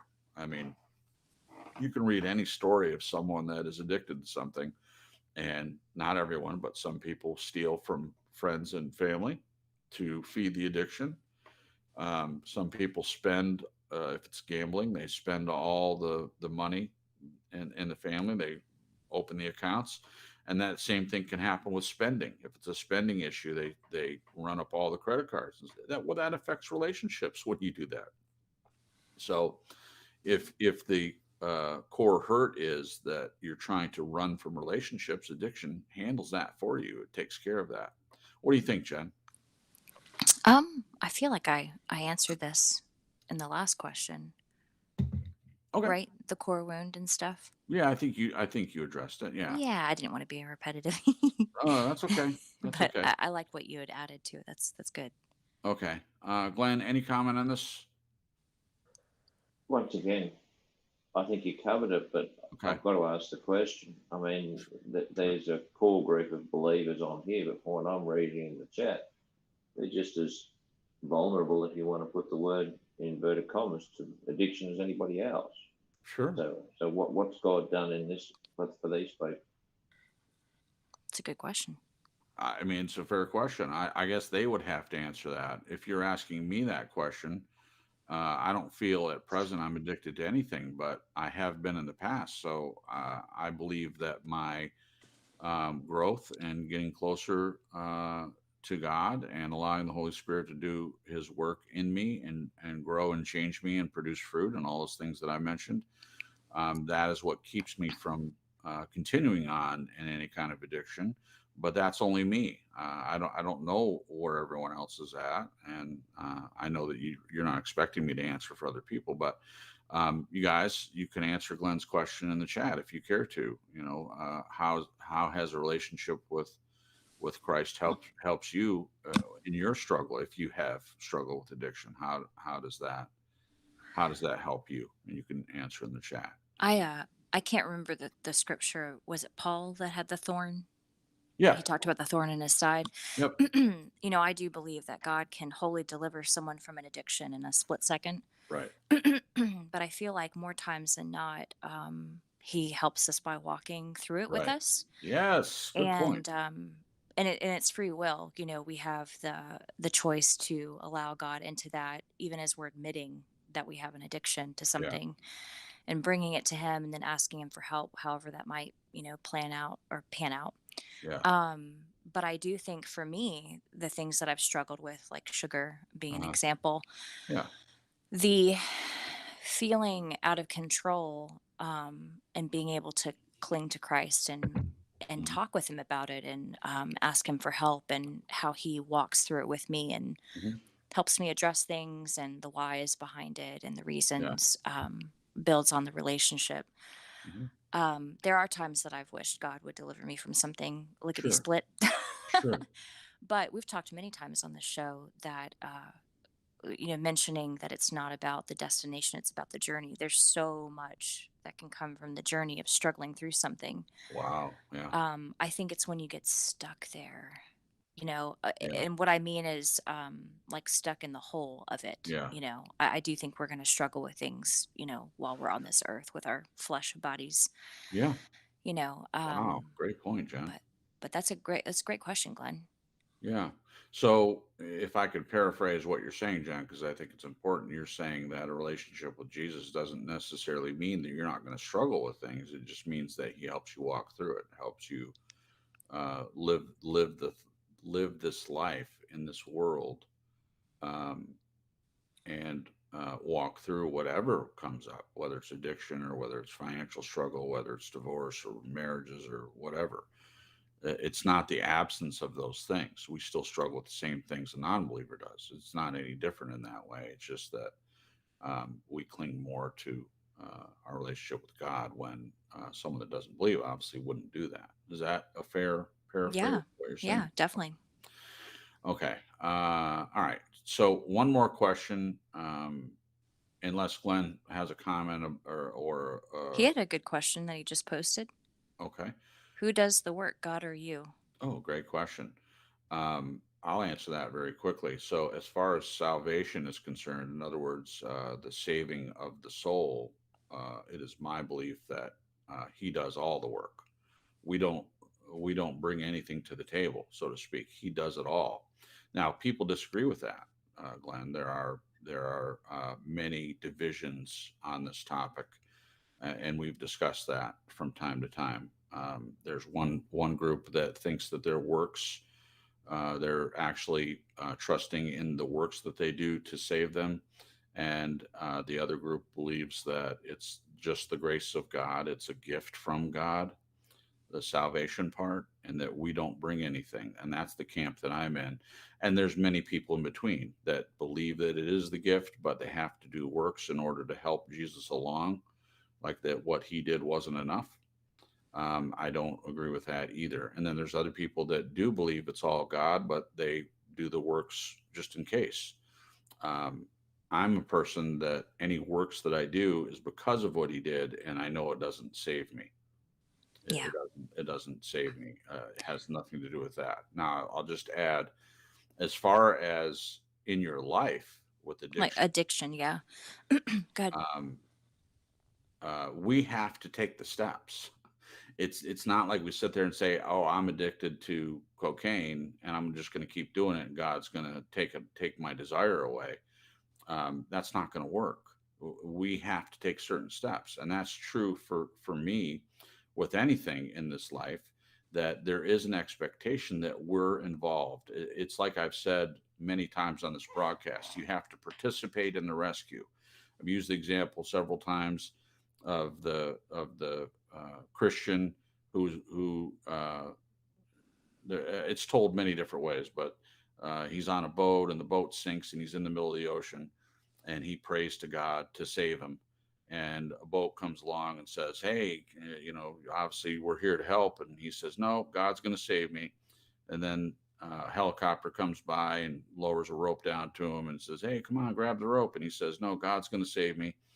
And I forget what it is, but something else comes by. The three different things come by to rescue him. And the guy drowns and he goes to heaven and says, "Hey, what happened, God? I thought you were going to rescue me." He said, "What do you want? I sent you a boat, a helicopter, and I forget what the other thing is. I'm sorry, guys." But the point is that God uses external things as a way of saving a person. And if you don't recognize that's the way God works sometimes, then you could miss the rescue. You have to participate in it. That's firmly what I believe, is that there's Yeah. a participation in what God does. It's not enough to just say, "Oh, God's going to do it." As far as salvation, yes, he does all the work. We can't do it. That's been proved. Throughout Scripture, the Old Testament is to show us that we need a Savior. The New Testament is a new covenant after Christ came, and it's about how to live. In my opinion, it's about how to live, and that is a relationship with Jesus. And the Holy Spirit wants to work in us and through us, but we have to allow that. And there are steps that need to be taken as part of that relationship in order for that to work. So you can block it. I mean, you can say, "Oh, well, God's going to do this and God's going to do that." But if we're not working with it, we're not being a part of it, then nothing happens a lot of Yeah. time. Do you have a comment, Jen? No, I just was clearing my throat. Okay. Okay. Glenn, do you have a follow up to that, or we'll just I'm ask good. this last? I'm Okay. good. So the last question, guys, and we'll be done, is what do we do when we discover an addiction? What do we do? So you discover that you're addicted, you're an alcoholic, you're a drug addict, you're a gambler, you're codependent, you're a people pleaser, any of the things that we mentioned. What do you do? Well, discovering what it is and admitting it, I believe, is the first step. Realizing that there's a problem is the first step on any road to recovery. I think we probably all agree on that. It's the first step. Yeah. So once you discover it, the next thing is to, in my opinion, in my behavioralist / cognitive therapy model, you discover it, you start working on the behavior. How do you stop an addiction? You condition, you do things to avoid it, and there are many different ways to do that.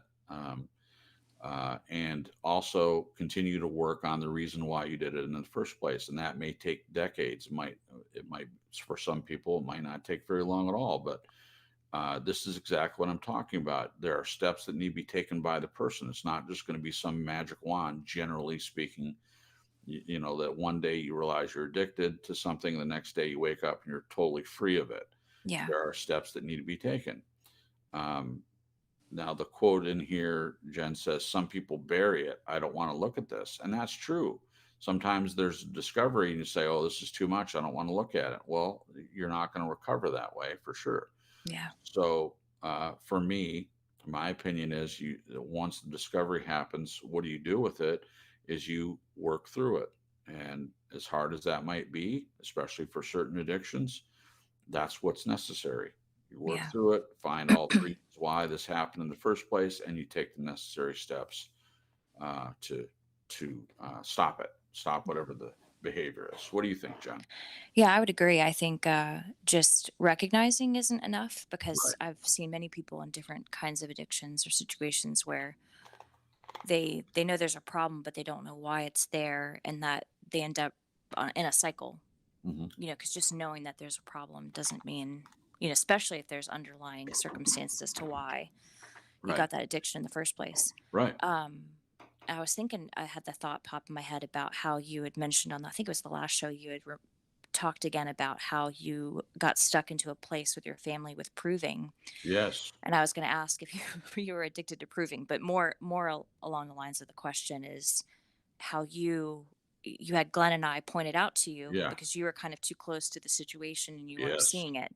And Yes. so us bringing it up lovingly, bringing it to the table and Yeah. pointing it out, Uh-huh. you saw it, but you also dug into why you were still doing it because you knew you had done Exactly. it before in the past, but you just Yep. didn't really I see didn't that you were realize still I was doing still doing it. it. Yeah, you're Yeah. right. You're characterizing it perfectly. Yes. You Yeah. guys pointed it out, and I thought I was over it. I mean, I wasn't seeing it clearly, but obviously there was something that happened before you guys brought it up, and you saw it, and you told me about it. And I'm like, oh my gosh, you're right. And that's exactly what I did. I looked into it. I did some research on the actual topic, what is proving, especially for a black sheep scapegoat, which I am both of those things in my family. And I took steps, and it took some time. And I'm not saying that I'm totally over it. I have to, with every yes that I say to my family, I have to make sure what the reasons are I'm saying yes, just because I've been doing it for so long. Yeah. So how I've worked on it is, once it was pointed out, I agreed. um, I saw it, and once I saw it, then I started taking the steps to recondition myself to not do that anymore. And I would say that I'm in a pretty good place with it. I would say that I have said no several times since then to my family about certain things. Now I'm a giving person, so if I can do something to help my family, generally I'll say yes. But I make sure that what reasons am I doing it to prove, or am I doing it out of a good, out of just a nice, good heart that I just want to be helpful. And if the answer is I'm doing it out of a nice heart and because I want to be helpful, and it's not proving, then I go ahead and say yes. But I have to still do that check. Yeah. And I'll probably have to do that for a while until it's not a problem anymore. But right now, it doesn't come up very often, fortunately. But yeah, that was a good example, Jen. Right down the plate there. Um, okay. Do you have anything else about that one, Jen? I just as another example, Tiptoe Palms and I, have been a part of this particular Facebook group, from narcissistic abuse. And I don't think it's just for narcissism, any kind of abuse. You get stuck in the cycle of abuse. And we've both, many of us actually, have heard stories where someone gets out of a really bad relationship and then they meet somebody Mhm. and they get back into a relationship and they're so frustrated because down the line they find out, oh my gosh, like I'm in another abusive relationship. Yeah. And the biggest key is figuring out, and a lot of people, I would suggest doing this before you get into another relationship, is digging into yourself and figuring out what are the reasons behind why you got into abusive relationship to begin with, because you're just wired, to be Uh-huh. attracted to that kind of relationship. And if you don't dig in and see the reasons as to why and the lies about yourself that you believed and the ways that you were conditioned as a kid, Yeah. that brought you to the point of choosing that kind of person for Right. yourself, you're gonna, you're just bound to repeat yourself most Yeah. times. So that's just another good Good. example. Thank you, Jen. Yeah. Glenn, this is the last one, my friend. What do we do when we discover an addiction? Yeah, okay. Let's just take this one. Um, Even with my limited exposure to this and speaking from a place of reflection, I realised that this addictive inverted commas behaviour was just using so much energy.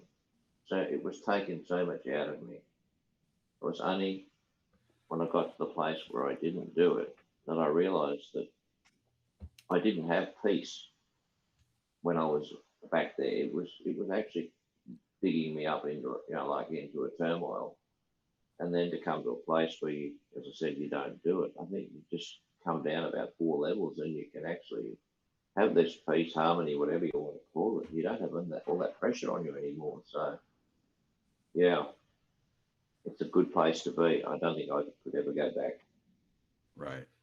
Yeah. Okay. That's a Okay. roundabout answer to the question. I know it's not a direct answer, but There you go. That's Yeah. okay. Yeah. You be Okay. you, Glenn. Yeah. Thank you, Yeah. Glenn. Thanks. All right. So I'll read the last, and then we'll close up, guys. Thank you for staying with us a little bit longer. There's just these questions kind of drew out a little bit more than we had anticipated, and I appreciate you hanging out. Um, so hopefully we can look at it and dig at what's behind it or underneath it.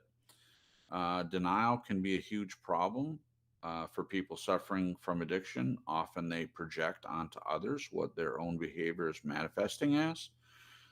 Blaming, making excuses, refusal to address any destructive behaviors, lashing out at those around them. This also causes many issues for the people around the addicted person, family, friends, coworkers, everyone involved in that person's life. The addictions that aren't as prevalent and noticeable can be more insidious, eroding itself, families, and relationships. I think we can all agree that it takes a strong person to really look at any addiction, figure out what's behind it, and choose to heal the wound or loss that's underneath it.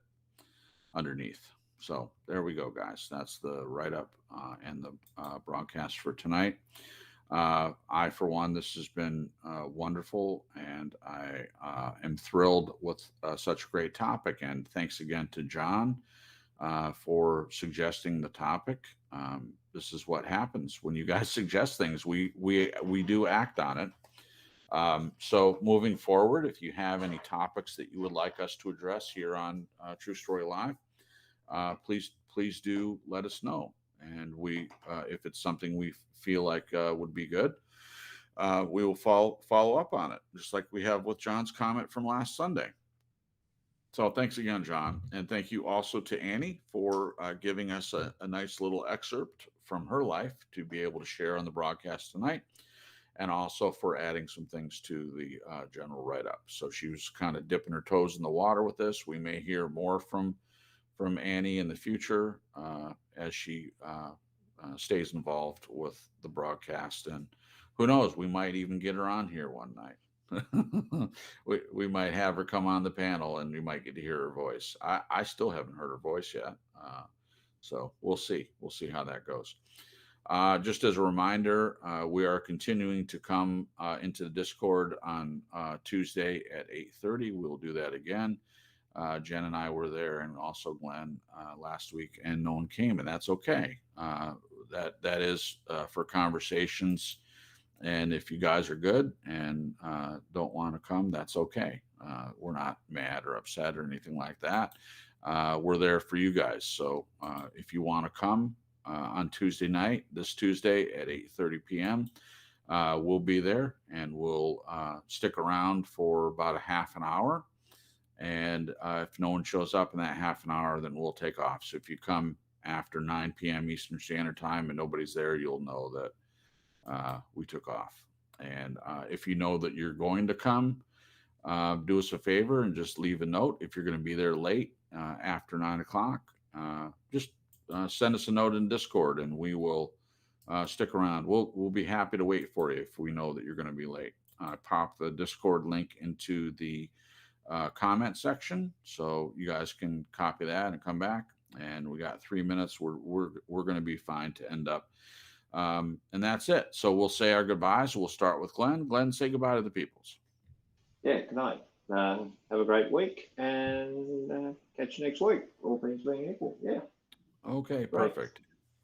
Jen, say good night to the peoples. Good night, peoples. This was a great time, and I'm just so glad a lot of you showed up and were part of the discussion. We really, really appreciate it, and I hope you guys feel seen and heard, because I don't think these would be as interesting. I mean, it'd be kind of interesting, but you guys just make it more interesting with your Yeah. comments and being a part of the discussion. So we appreciate it. Thank you. Yeah. Okay, thank you. And I will say good night to everyone. I'll parrot Jen's comment and saying we appreciate each and every one of you. Thank you so much for stopping by and for your wonderful comments in the chat. Thank you. I know Glenn doesn't like this, but I always want to make sure and thank him for doing the producing. We wouldn't be able to do it without him. I mean, I would have to learn everything. I'm not saying I'm not capable of learning, but it makes it really, really nice for someone else to handle the producing, and I can handle the hosting, and that makes it easy for me. So thank you, Glenn, for doing that. and for putting up with the frustrations with the Google Meet and switching over for us, and for you guys for putting up with that too, with the brief silences that happen. And if you're listening to the playback and you've made it this far, thank you for doing that. So just let everyone know as we close, we were at an all-time high in listeners just a minute ago. We had 16 folks listening concurrently. Most of them were in the chat. Some people can be listening and not chatting. That's okay. That's wonderful. And that's great. I mean, we're a small channel. If you like what you hear, all you do is make sure and hit the like button for us and subscribe if you haven't, and tell other people if you like what we're talking about, if you enjoy these conversations. Just tell someone else to swing by and give a listen. That's it for us, guys. Thank you so much. We'll see you whoever shows up on Tuesday. If anyone does, we'll see you on Tuesday. Otherwise, we'll be back again next Sunday night at 8 p.m. Eastern Standard Time. I hope everyone has a good week, and we'll see you next week. Good night, and God bless.